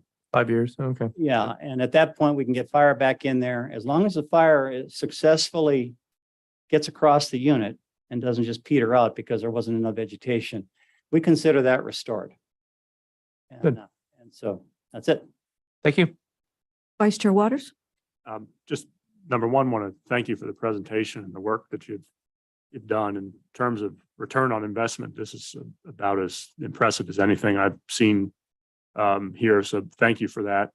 The question for you is, it just, from looking at this, it looks like it basically, when this is just a willow monoculture, is there any wildlife value at all? Because it almost seems like it went from 0 to 100 by doing this. Is that accurate, do you think? Or is there some value in even these willow There's- areas. Yeah, no, there's value in there. I mean, there is other vegetation out there underneath the willow to a degree, particularly the edges of these huge willow expanses is still used as perches and so on. But as far as deer, panthers, what have you, bear crossing through that, I mean, this is thick. And you can't walk through it. I mean, it's that thick. So it becomes of minimal value when you get out into it. Wading birds aren't going down in there. Now, that doesn't mean there aren't holes here and there, alligator holes, et cetera, that are used. But, you know, that's a small percentage of the entire area. So, Okay, thank you. and it'll continue to spread. Thank you. Is there any public comment? Madam Chair, I have no cards nor hands raised. Okay, great. Thank you very much for being here. Really appreciate the presentation. Thank you. All right, the next item on our agenda is an update on the Bird Rookery Swamp Trail maintenance and access improvements. Nice to have Rory Feeney here today. Thank you for having me. Good afternoon. My name is Rory Feeney. I'm the Land Resources Bureau Chief for the South Florida Water Management District. And thank you for the opportunity to present an update on the Bird Rookery Swamp Trail maintenance and access improvements. The Bird Rookery Swamp, located in Collier County, is in the southern portion of the Corkscrew Regional Ecosystem Watershed, otherwise known as CREW. It is owned and operated by the South Florida Water Management District and in partnership with the CREW Land and Water Trust. The CREW Trust was established in 1989 as a nonprofit organization to coordinate the land acquisition, land management, and public use of the over 60,000 acre watershed. Some of the services the CREW Trust provide are exotic plant control, volunteer coordination for land management functions. And in fact, in 2021, over 4,500 hours were volunteered through the CREW Trust. Maintenance of hiking trails, public use facility inspection and maintenance, and environmental education outreach to schools and the general public. The Bird Rookery Swamp Trail officially opened in July 2011. The trail was originally built for logging of cypress over 50 years ago. However, the trail system now offers 12 miles of hiking and biking, including a 1,500-foot boardwalk with wheelchair accessibility, and has more than 30,000 visitors per year. The maple cypress swamp is home to alligators, otters, Florida panthers, bobcats, and white-tailed deer. In fact, this area is classified as a priority wetland for listed species and a biodiversity hotspot by the Florida Fish and Wildlife Conservation Commission. It's home to over 122 bird species. Though on September 10th, 2017, Hurricane Irma impacted South Florida, causing widespread flooding and property damage. Bird Rookery Swamp Trail suffered extensive damage in the form of downed trees and washouts. Recovery efforts by the South Florida Water Management District included a two-phase approach: removal of downed woody vegetation and repair of washouts. While the initial recovery efforts allowed the area to be reopened to the public, the structural integrity of a wooden trail crossing was subjected to further degradation over the subsequent years. So this presentation today will provide an overview of the recent maintenance associated with the wooden trail crossing and other land management activities. After 4 years of increasingly limited use, district engineers deemed the wooden crossing unsafe for vehicular and pedestrian use. This effectively severed the 12-mile loop, preventing the recreating public from enjoying the full Bird Rookery Swamp experience.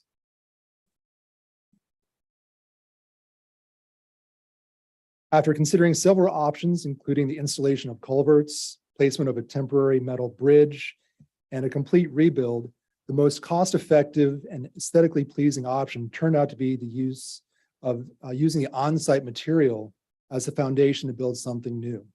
The existing stout wooden beams proved to withstand the test of time and gave new purpose to for the next 10+ years.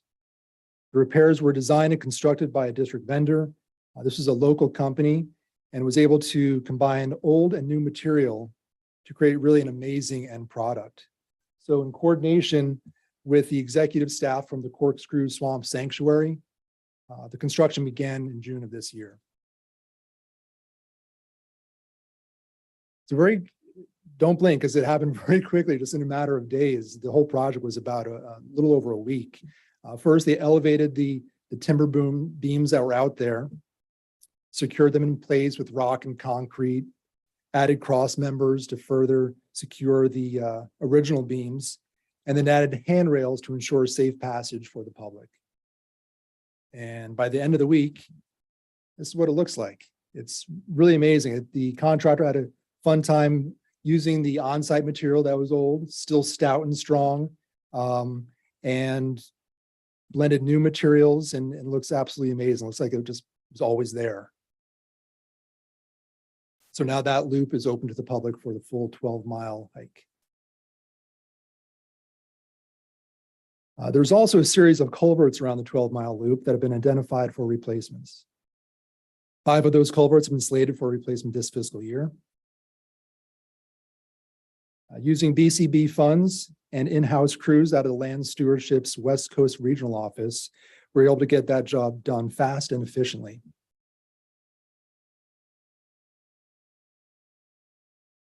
The boardwalk also saw its share of repairs over the past few years. As you can see, is visited by several iconic species there. Those are actual panther and barn owl that visited the boardwalk. And here are some of the photos from the most recent repairs along that boardwalk. When we replace the wooden boards, we use composite wood now, which has come really leaps and bounds over the years in terms of color, texture, and weather resistance. It holds up a lot better than its natural counterpart.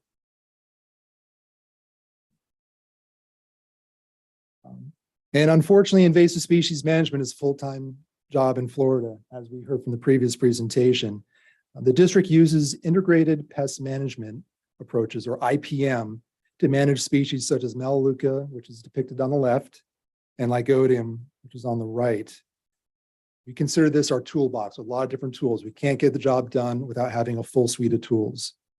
But if left untamed, these species can create a monoculture unsuitable for native flora and fauna, as you saw in the previous presentation with the Carolina willow.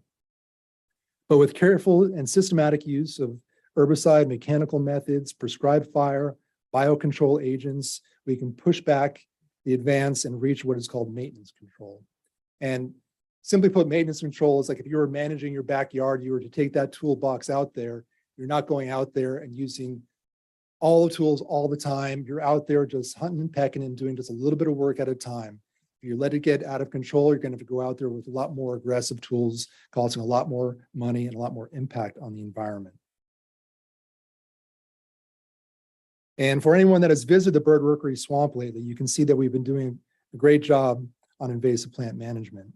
Over the last 2 years, we have covered 854 acres of invasive exotic plant species and treated 240 acres of that unit. What I mean by that is we have an area to scope out. We're surveying the area, not all 854 acres. We're actually using those tools. We stop, we see what we need to treat, and it turned out to be 240 acres of that original unit. So next year, we plan to work the northeast section adjacent to Audubon's Corkscrew Swamp Sanctuary, and that will total about 680 acres. Some of the target species we'll be looking out for are Brazilian pepper, Lygodium, exotic grasses such as Napier and Kogon grass, and we'll be very mindful of the ghost orchid and definitely let anybody know when we see those.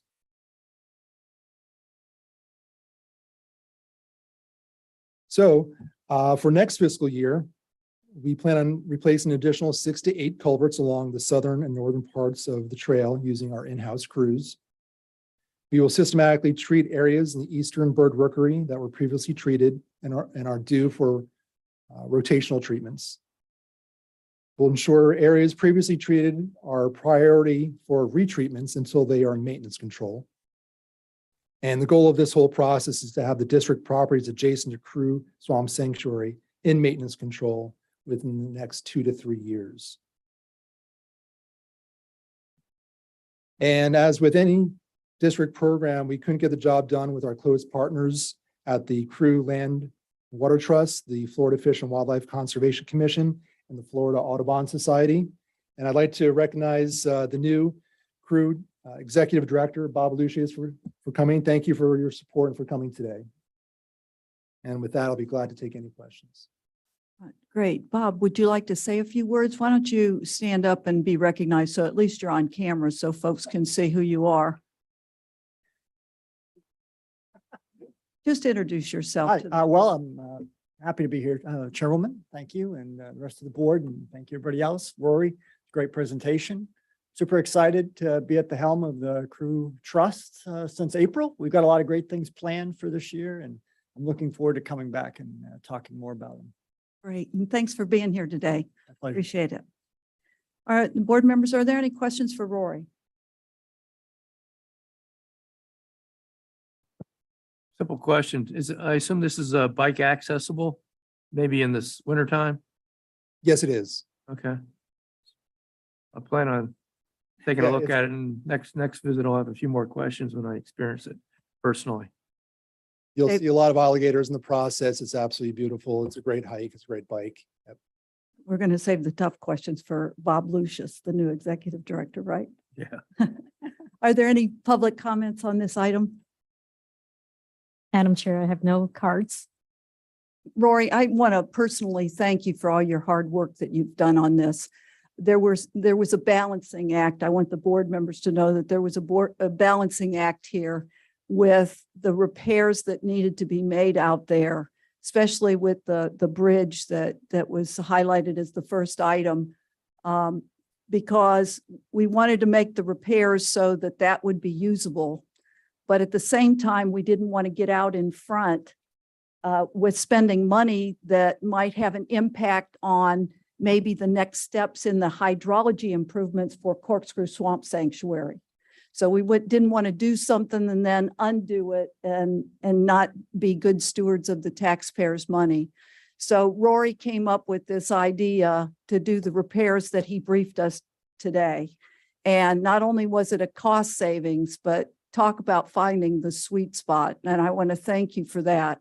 And that's what it's all about. And I really appreciate your hard effort in getting that done for us. And I look forward to getting out there in the next week or so to see the repairs myself. So thank you for that, Rory, and thanks for being here today.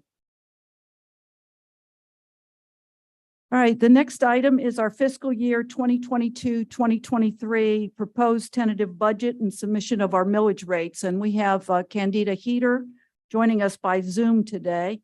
And it's all yours, Candy. Thank you, Madam Chair, board members.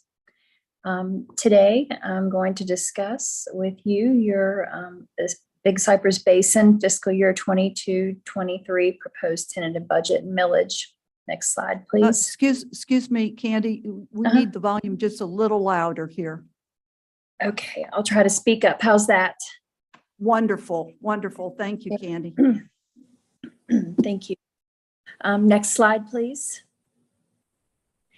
Today's presentation, I'll go through the budget development timeline.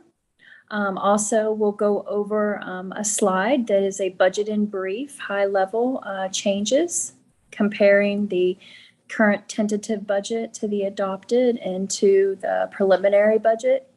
And then we'll go through revenue sources and uses, the pie chart comparisons that compares the adopted, the preliminary, and the tentative. And then at the end of the presentation, I will be requesting a motion to approve a request to the district governing board of the proposed fiscal year 22-23 millage rate and tentative budget. Next slide, please. So the budget development milestones, what is wonderful about this slide is it shows all the good work and progress that the Basin Board has provided staff as well as the Basin administrators starting clear back in October where we kicked off your preliminary budget discussions with your Basin administrator and district staff and the board. And then came back in February with a few updates to the preliminary budget. In April, we didn't have to provide an update because there wasn't really substantial changes.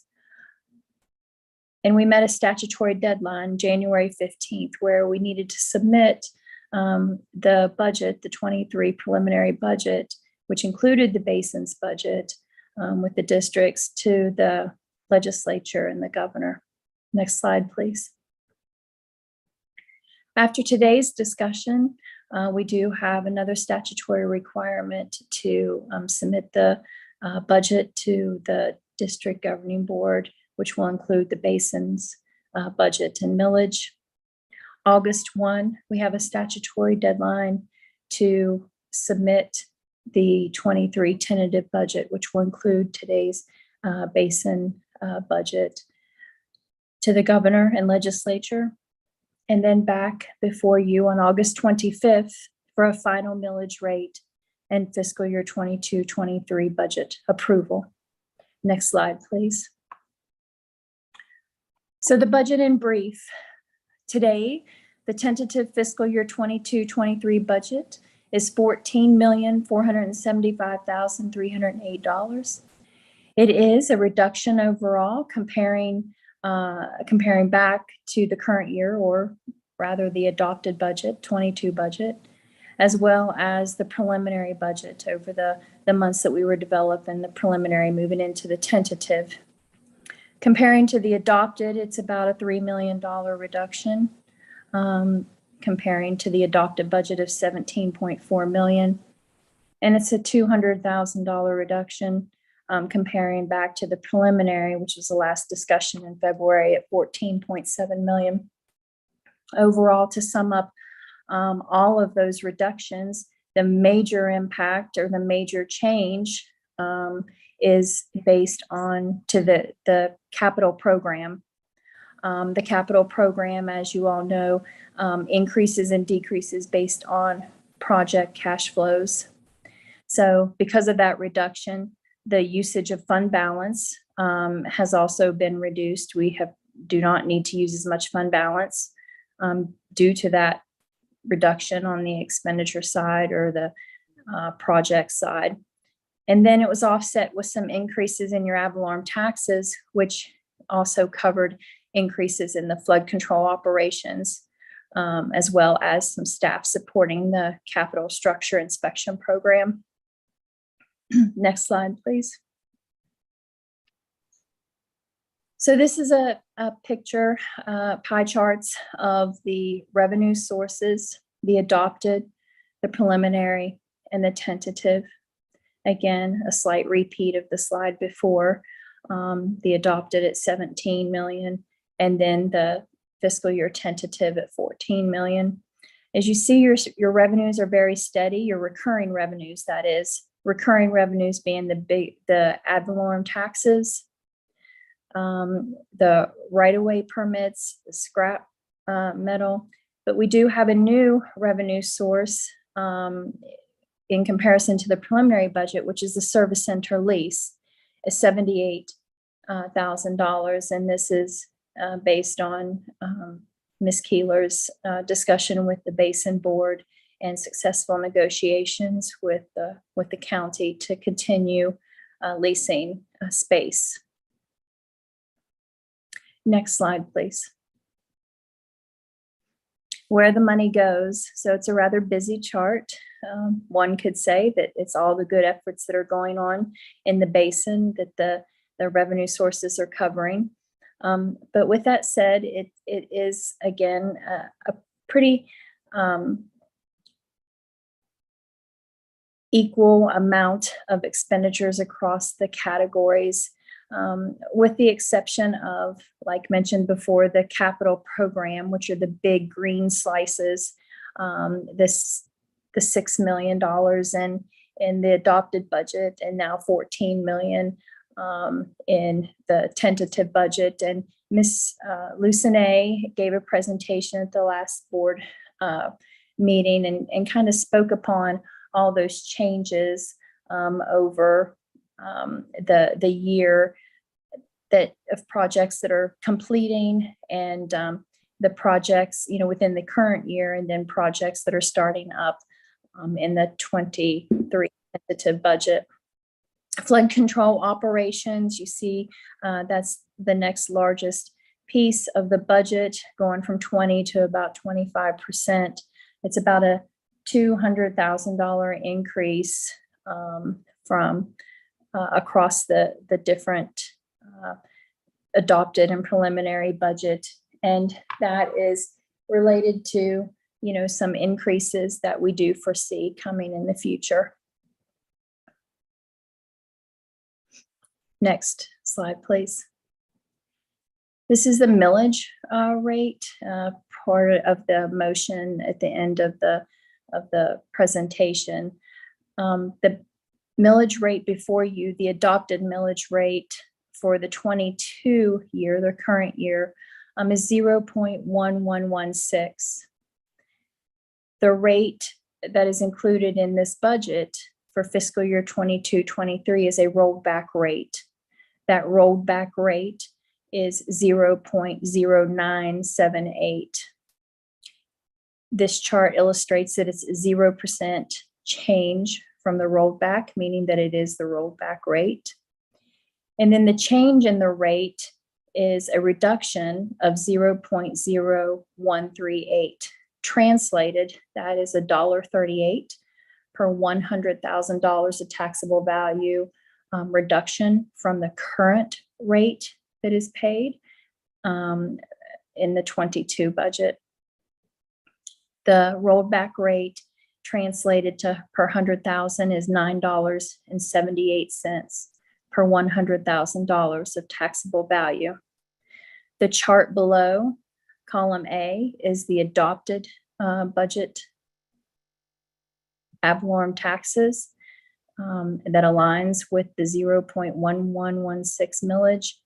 The rollback rate is estimated to bring in column C, the fiscal year 22-23 tentative ad valorem amount of $11,493,445. Tentative compared to the adopted is $260,000 increase. Next slide, please.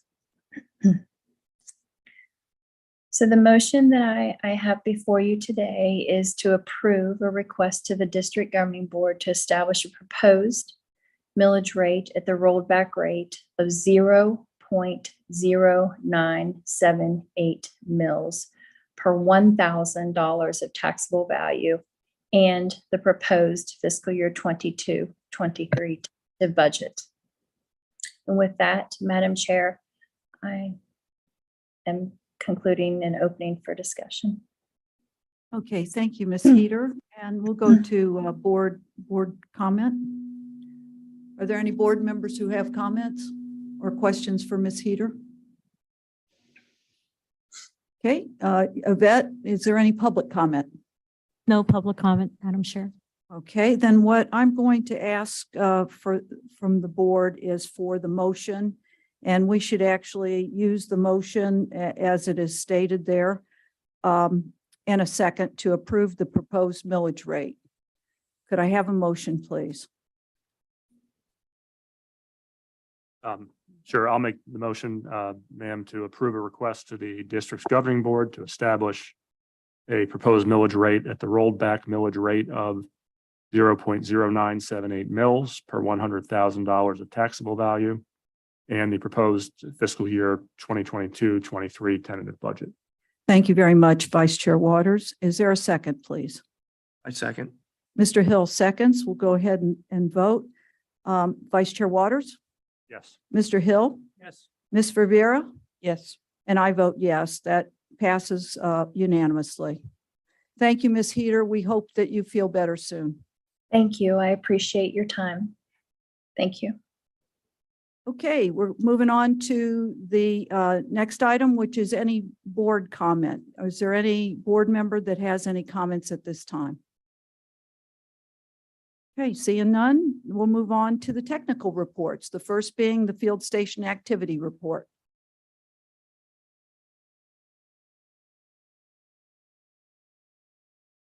Good afternoon. I'm here to tell you the activities of the field station for the past 2 months. We'll be going over maintenance activities, remedy tracking status, and a 3-month outlook. At the beginning of or after the last governing basin board meeting, we still are doing dry season preventive maintenance, which on the left you can see from the Faka Union Canal, we had some major shoaling issues. So we removed the shoaling and we're working with the county about getting a solution to this situation on this road. It's 58th Avenue. And we should have it cleared up soon. On the right is a truck sewer contractor removing vegetation on the 951 canal. We also have this truck sewer in the Airport Road Canal. And I have a small video here of the truck sewer in action. This truck sewer is what we're in the process of purchasing currently.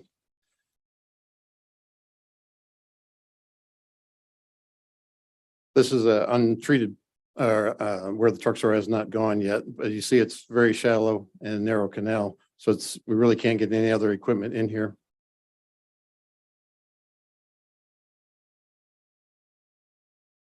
The contractor's little loader that they use to move the vegetation down the canal because the right of way is very narrow. There's some of the vegetation from this section. What was nice is we had a lot of people stopping, walking on the sidewalk and thanking us for not using chemicals in this section and using mechanical. It is more expensive, but the public really seems to like the less chemical use in there.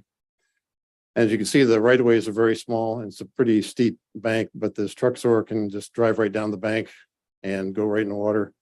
And it's hopefully we get ours soon and we'll be able to do this and won't have to contract it out.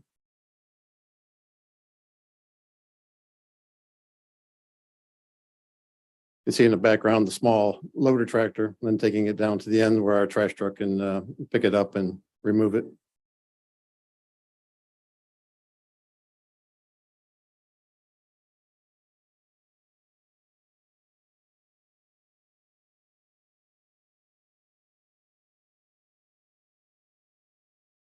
And this will be used in, like say, 951, Henderson Creek, any of our smaller, shallower canals.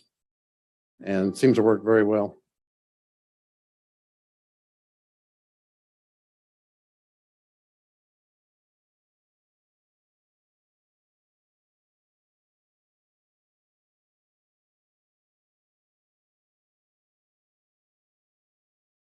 We also are getting our structures ready for wet season. This is Faka Union 5. We had a seal leaking. So on the left, Dre is in the conver boat and they put this metal piece up against the gate to dry out the gate. And on the right picture, Willie's down below. When it's dried out, then they can change out the gate seal with only drying out one gate at a time. And to get our equipment ready for wet season, every 5 years, we take our conver boats and we sandblast them, the trailer and the boat, down to bare metal so we can inspect them to see if there's any damage, any cracks, any repairs that need made, which we found a few small cracks, had them repaired and then repainted and it'd be good for another 5 years. This lengthens out how the equipment can last and we don't have to replace it as often. On the right-hand picture, you see the black on the bottom. That's a rubberized spray that they put on it because of our shallow canals. We seem to bump into a lot of rocks, so that helps save the bottom of the boat. Now, getting ready for the possible tropical storm, June 3rd, we had to do quite a few AVOs. On the left is Faka Union 6, and on the right is Miller 2. We pulled out the V notches. And this is Airport Road structures. These are purely mechanical gates, so you have to change them from dry season to wet season, which means you take out weights from the front tube and move them to the back tube. This changes the level of the canal, and each plate is 45 pounds. They move 300 pounds on each side, and it's just something we do spring and fall for wet and dry season. And then we do gate changes at GG6 and Cypress 1 in preparation for the possible tropical storm. That's Dre and Humberto on the left and Willie on the right, making the gate changes. In the 3-month look ahead, we'll continue mechanical harvesting, vegetation management in the canals. For structure maintenance, continue our work plans and our preventative maintenance and making sure that all the structures are operational for our next rain event. And then system operations is doing the AVO orders as they come in. For remedy tracking, we just had 1 bank erosion complaint, 4 debris in the canal, which is pretty typical when the canals are low in the dry season. Seems to be more or more litter and items in the canals. 1 complaint, low water, and 1 for vegetation in the canal. We had 5 cars go in the canal in this time period. Overall, we've had 14 for the year so far. So That number's going in the wrong direction also. yeah. There's no rhyme or reason for it. I mean, it's sometimes you get 2 a weekend and you'll go a month without them. So yeah. For our SERP program for our pump stations, we've got their diffuser back after making repairs and they're reinstalling it at the Merritt Pump Station. Should have it done by the end of this month and they'll be back to full capacity. For the tropical storm, both Merritt and FACA Union Pump Station worked an 18-hour shift during what would have been the peak of the storm and keeping the water levels at a manageable rate. Right now, Merritt is pumping 24/7 with diesel engines and their low flow pumps. The 3-month look ahead is respond to wet season pump orders, preventative maintenance to the pump stations to ensure they're operational for any upcoming events, and finish installing the pump shaft at Merritt Pump Station. And with that, any questions? Are there any questions from the board members? Go ahead, Mr. Hill. Andrew, a question on the debris from the TrueCar on the bank, the vegetation that comes out. Just wondering if there's anything we could do with that. Is that something that has some value to farmers for? Unfortunately, it has too much trash in it. We've explored that before. Okay. Ones want to use it for fertilizer and that. Right. But you'd have to hand pick, the trash out of it, which is labor intense. And it doesn't really work. No one's really interested in putting in that much effort for what the value is. But we've checked that out, yes. Thanks. Mhm. Okay, any other questions from the board? Thank you very much, Andrew. Appreciate the report. Thank you. All right, our next report is the water conditions report with Mr. Brad Jackson.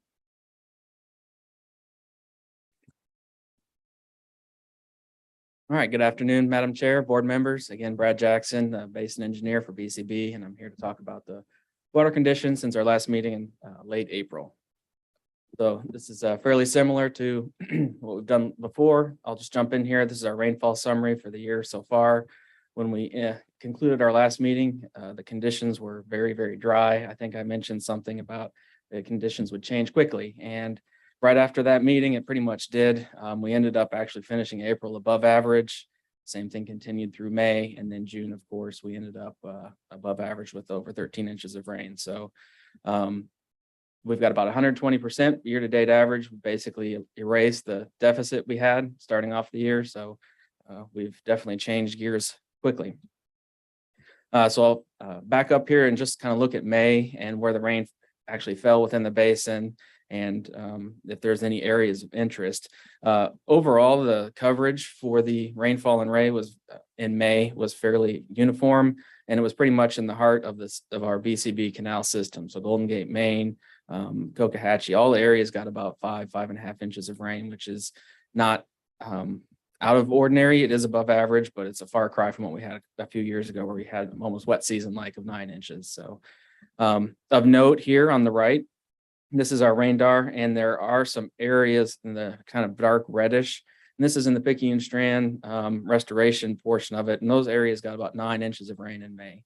So definitely they got an early start down there. So fast forward here to June, like I said, we ended up above average here. And again, the most of that above average rainfall, or not most of it, some of it was basically due to the storm that Andrew discussed, the potential tropical cyclone 1. I think it went on, became named Alex. I'll talk about that here a little bit. But overall, other than that one rain event, our rainfall was fairly typical afternoon thunderstorms, nothing too significant. But we did have some areas that did see some very high rainfall amounts, and that's mostly from the storm event. And that's down here south of the Fact Union in the coastal area. So this is kind of 10,000 Islands, Collier, Seminole State Park. Those totals were near 22, 24 inches. So almost twice what the rest of the basin got in average, but those were very localized areas. So I mentioned I'd talk about the potential tropical cyclone. I'll talk here about the rainfall first, and then a little bit how the system handled it and what we did to prepare for it. So what I've got here in the middle, that's the rainfall that happened throughout the entire district. And then on the left, that's really more of a zoomed in portion just for us. So there were basically the rainfall forecast that we had were telling us it would be somewhere between 6 to 10 inches of rain roughly.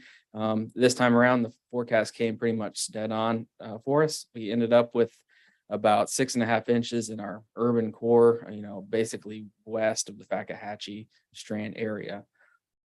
The rainfall did start on June 3rd in the early morning hours and then ended about 31 hours later. So it was basically a 24-hour storm, give or take, and it seemed like a lot of it happened overnight and the whole next day.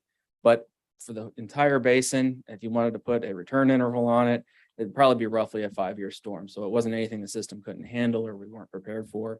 There were some localized areas, like I said, down in Collier, Seminole State Park, Marco Island, that region is probably closer to a 20-year rainfall event for a 24-hour storm. So then that's kind of the rainfall summary. I'll move on to what we did to prepare for it and how the system handled it. I've got some pictures here and I'll kind of talk through what we did ahead of it. We coordinated with the county very closely, as we always do through these events, and we went together to basically lower the primary and the secondary canal systems ahead of the storm. Like I mentioned, the rainy season kind of started early, so water levels were already elevated above where they would normally be for June 1st. So we actually had to go through a lowering, and that took a few days, to, Wednesday through Friday, to get down as a pre-storm type of operation. You can kind of see here in the middle, that's our airport canal. That structure was fully opened ahead of the storm, and during it, you can see how quickly and how low that water got. Normally the water level's up here where the grass line is, and so we can drop that very quickly. There were obviously no issues with this canal or really any others for us, but just to kind of show an example of how low and how quickly we can move water out of the system. Overall, the system, like I said, handled it very well. We didn't have any out of bank issues. We only had one control structure that ended up going out of its normal operational range. While that's where we would have it if you were looking at it today, on a normal routine rainstorm day. During a flood event, it's not unusual, and they were supposed to go out of their normal operational range. But in this instance, the system handled it so well, we were able to do that in all structures except for GG2. And the water level there's a picture of it here at the bottom. You can kind of see what that looks like during the peak water level. And this was, I think, Saturday morning, right as the all clear was coming. So we still have quite a bit of capacity left in the system right there.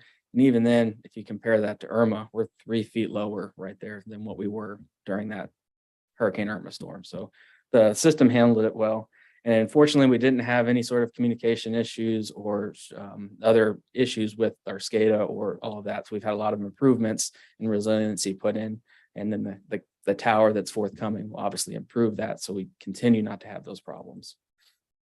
A couple more pictures here, a little bit to the east. This is 951 Canal. This is right here close to the field station. This is one of the structures that just got the remote operations completed this last fiscal year.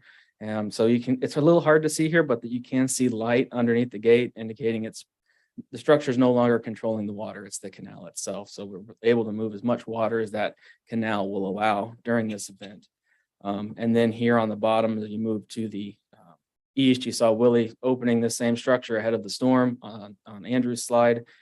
This is what it would look like basically if you went out there today to look at it. So really no issues. There's plenty of capacity left.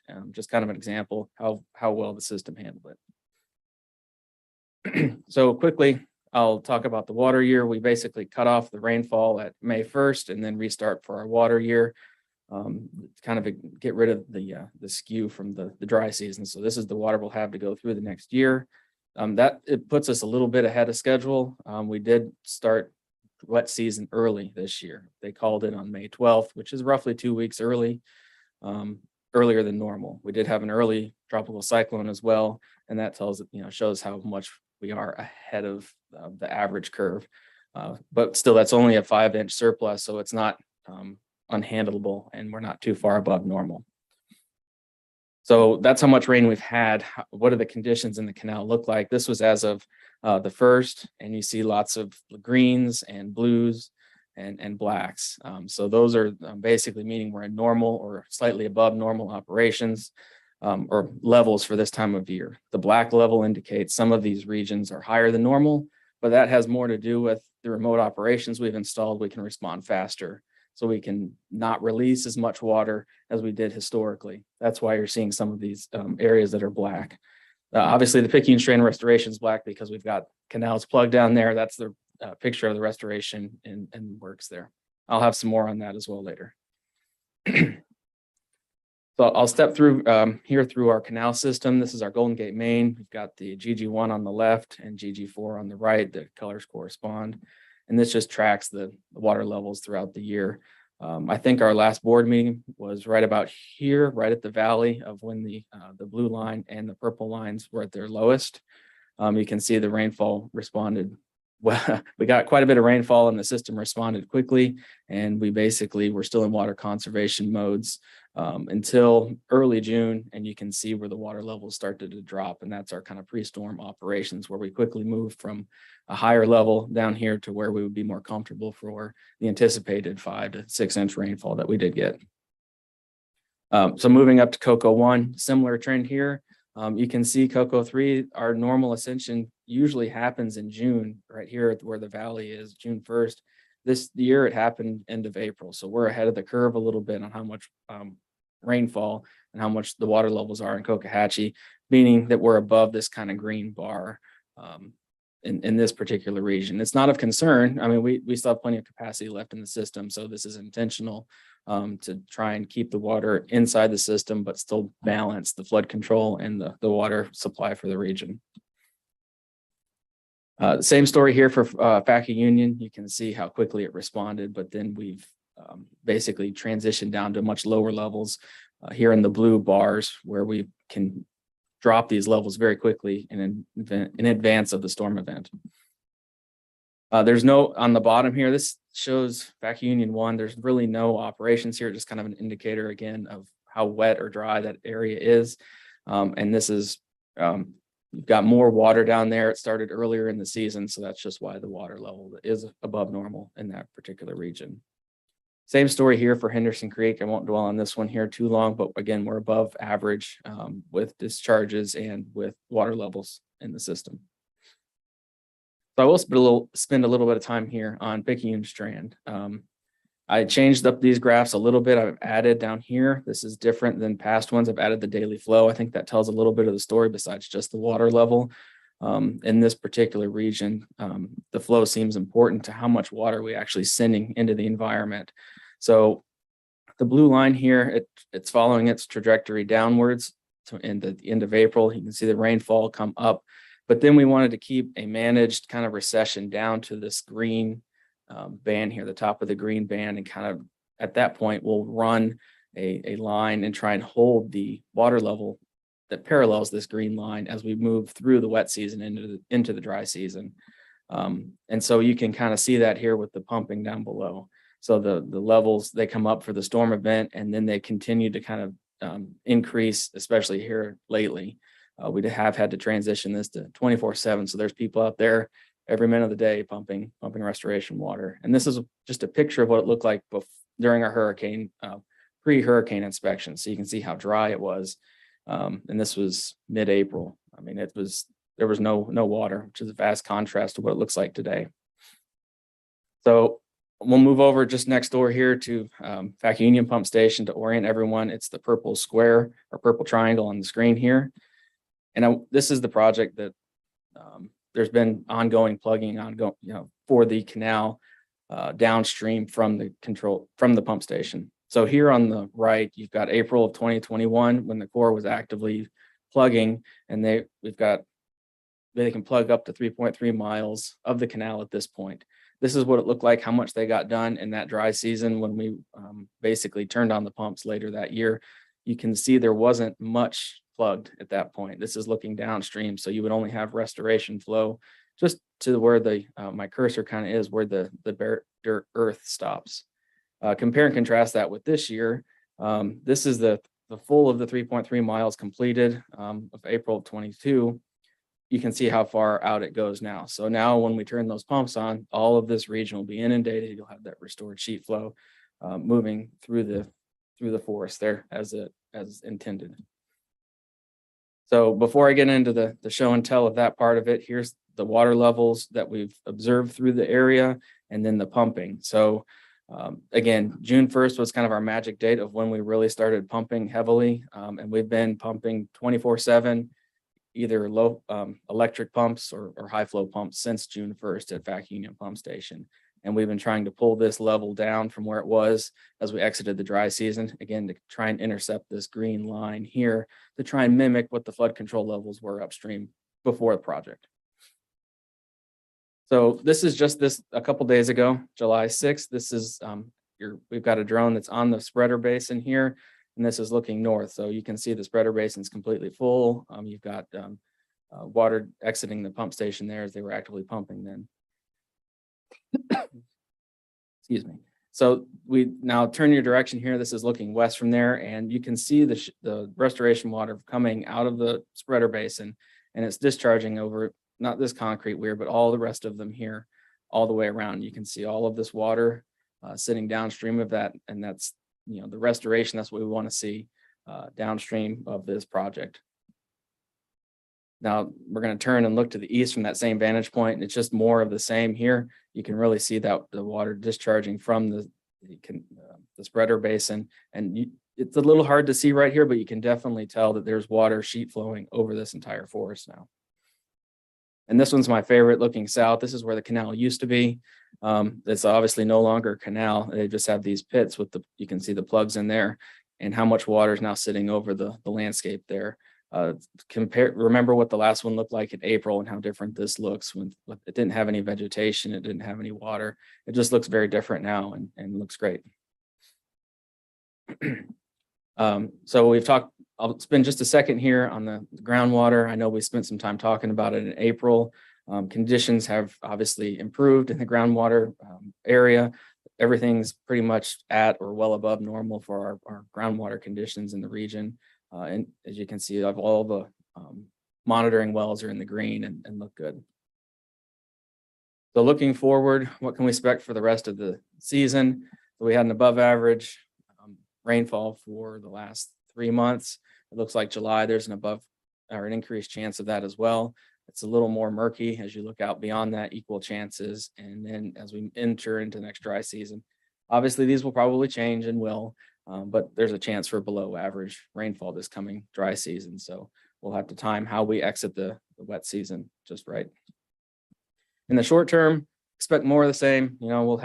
We've been kind of the emphasis of rainfall for the district for the last, feels like 2 weeks. It's been on the West Coast, most of the thunderstorms. So we might have a little bit of a reprieve here early next week, but probably not as much as we'd like to see. Fortunately, the tropics are quiet for the moment, so nothing that we're monitoring there, which is always good news. And I'll close there and answer any questions. Are there any questions for Brad from the board? Thank you, Brad, for your excellent report. And I really love the photos out there to see how that Picayune Strand and Vac Union pump station is really filling that spreader basin. It's great. Super. Go ahead, Mr. Hill. Brad, maybe next time if we could have a little bit more on on what's going on with the pump stations, just like the videos and things like that. It's a little tough for me to get out there right now. but it certainly is, I believe, at least for me, helpful as a board member to see how things are really functioning. So maybe if we had a little bit more in that area of documenting or presenting these incredible pump stations. Sure, I can get some more video, of the water sheet flowing out of there or pictures of that, but and try and show that next time. Yeah, I can also send. that'd be interest, at least to me. I don't know if anybody else. Oh, I never get tired of seeing that water flowing out in the Picayune Strand. So anything that we can do. And I think Andrew spoiled us with that video today. So that's why we're thinking video, right? So Brad, you can thank Andrew for that. Yeah, but that's a great idea. That'd be super. I guess with Brad's body language, everything is going along just smoothly. No, the system's handling everything very well. I mean, there hasn't been any hiccups, really. Everything's just as we want it to be right now. So. Yep. Thank you. Anything else? Thank you very much, Brad. Appreciate it. Okay, that brings us to the staff reports. Lisa Keeler. Good afternoon. Well, and I will tell you right now, I have no videos. So I'm sorry. But I do have a couple of good news items. Mr. Hill is doubtful about this, so we'll see. The first one is the Canal Bank study. If you remember, Sean came to you at your April board meeting and talked about a study that we were going to do at Freedom Park in the canal that was built on the north side in conjunction with Collier County and the Naples Botanical Gardens. What we wanted to do is to see if we could ultimately reduce our mowing costs for our canal system. And so we're working with the Naples Botanical Gardens to choose native low-growing plants that are also stabilize our banks during high flows and see if we can find a plant that's successful to help us. So the picture on your left that you're seeing is pre-work that was being done. You can see the slide or the picture on the right shows where the areas that they have treated so that they can go in and install their new plants. And they were just out here this week. I'm not sure if they're completely finished with all 4 locations, but the county is coming in right behind when they're installing those plants to protect that area from landscapers, people that might be using the park, that nobody's doing anything, nobody's fertilizing, nobody's irrigating that water, because we want to see how they really respond in a natural environment. So it's a great partnership, both with the Collier County staff and the Naples Botanical Gardens. So wanted to let you know that is moving along successfully over the summer. And the next good news item, and Brad had talked about this, was an update. I want to give an update on our tower. We have been working with our IT department because remember, we needed a strategic place for the tower. It needs to bounce from the FACA Union Tower at Picayune Strand up to the C-43 in Hendry County. So that the sweet spot for us was right out by Lake Trafford.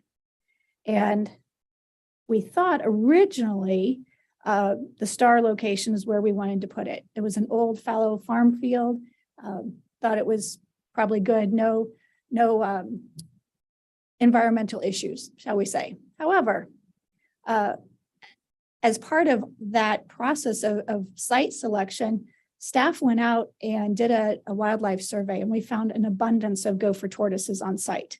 So we all came back to the drawing board, still with the IT requirements for the technology needed, and found a new site that we like even better. It's a little further to the south. It will reduce the costs for extending that road up, less power, and of course, then we don't have as many gopher tortoises on site that we're going to have to relocate. There's actually just a few, and Rory's group is handling that when the time comes. So thank you to Rory's group. So we are moving now on with design, and that will be coming back in a year. As you know, it's in your budget for 23 to start construction and into your fiscal 24. So we're really excited that we have that site nailed down. One of the other considerations that we had to get through was a waiver from Collier County. The tower needed to be 300 feet, which was just slightly over their requirements in their land development code. But with the expert help from Derek and the county attorney's office, they collaborated very well together, and we were able to produce an agreement that went to the Board of County Commissioners at their meeting in June and gave us that waiver. So we are ready to fully move this project forward. So very, very good news. Lastly, if you notice, I'd like to thank both Molly and Yvette for being here. And they are with us today and appreciate their support because Erin is not. And we'd like to congratulate Erin. Erin had her baby boy last week, and both she and the baby are home and doing very well. And they have a very, very happy family. So wanted to congratulate Erin on her new family. And that's all I had. Thank you, Lisa. Are there questions for Lisa from the board? Okay, thank you for the update. Appreciate that. Okay, the next item is the monthly financial report, and that would be with Candy Heater, if you're still there on Zoom. Yes, Madam Chair, thank you. The monthly financial report in your packet is through the month of May, so through May 31st. That's 66.7% of the fiscal year being completed. The collection of revenues is at 98.6%. So the Basin Board is doing very well, or the Basin funds are doing very well, collecting recurring revenues in accordance to how we budgeted. The ad valorem taxes was 11.2 million. That's the budget. We've collected thus far almost 0.1 million. We're at 98.6%, about 159,000 to go. And on the expenditure side, the expenditures, we're 76.8% obligated, meaning that we have expended and have under contract 76% of the funds. As you know, not all funds will be expended because you do have that $2 million of hurricane emergency reserve. That always, does fall to balance, fingers crossed, hopefully. And with that, I conclude my update.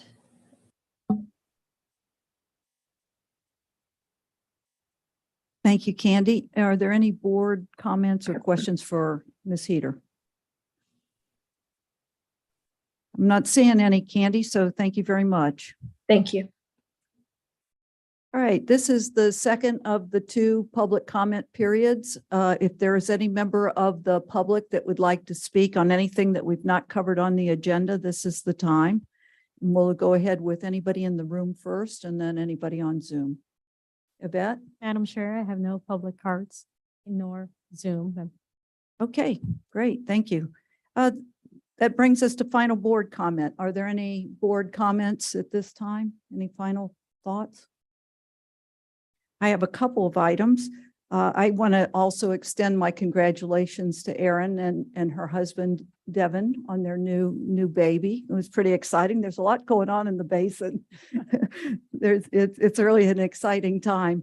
And I'd also like to share with my fellow board members that the final report for the Picayune watershed siting analysis for the water quality feasibility study will be on Friday, July 22nd. And I just wanted to let you know in case you wanted to tune in.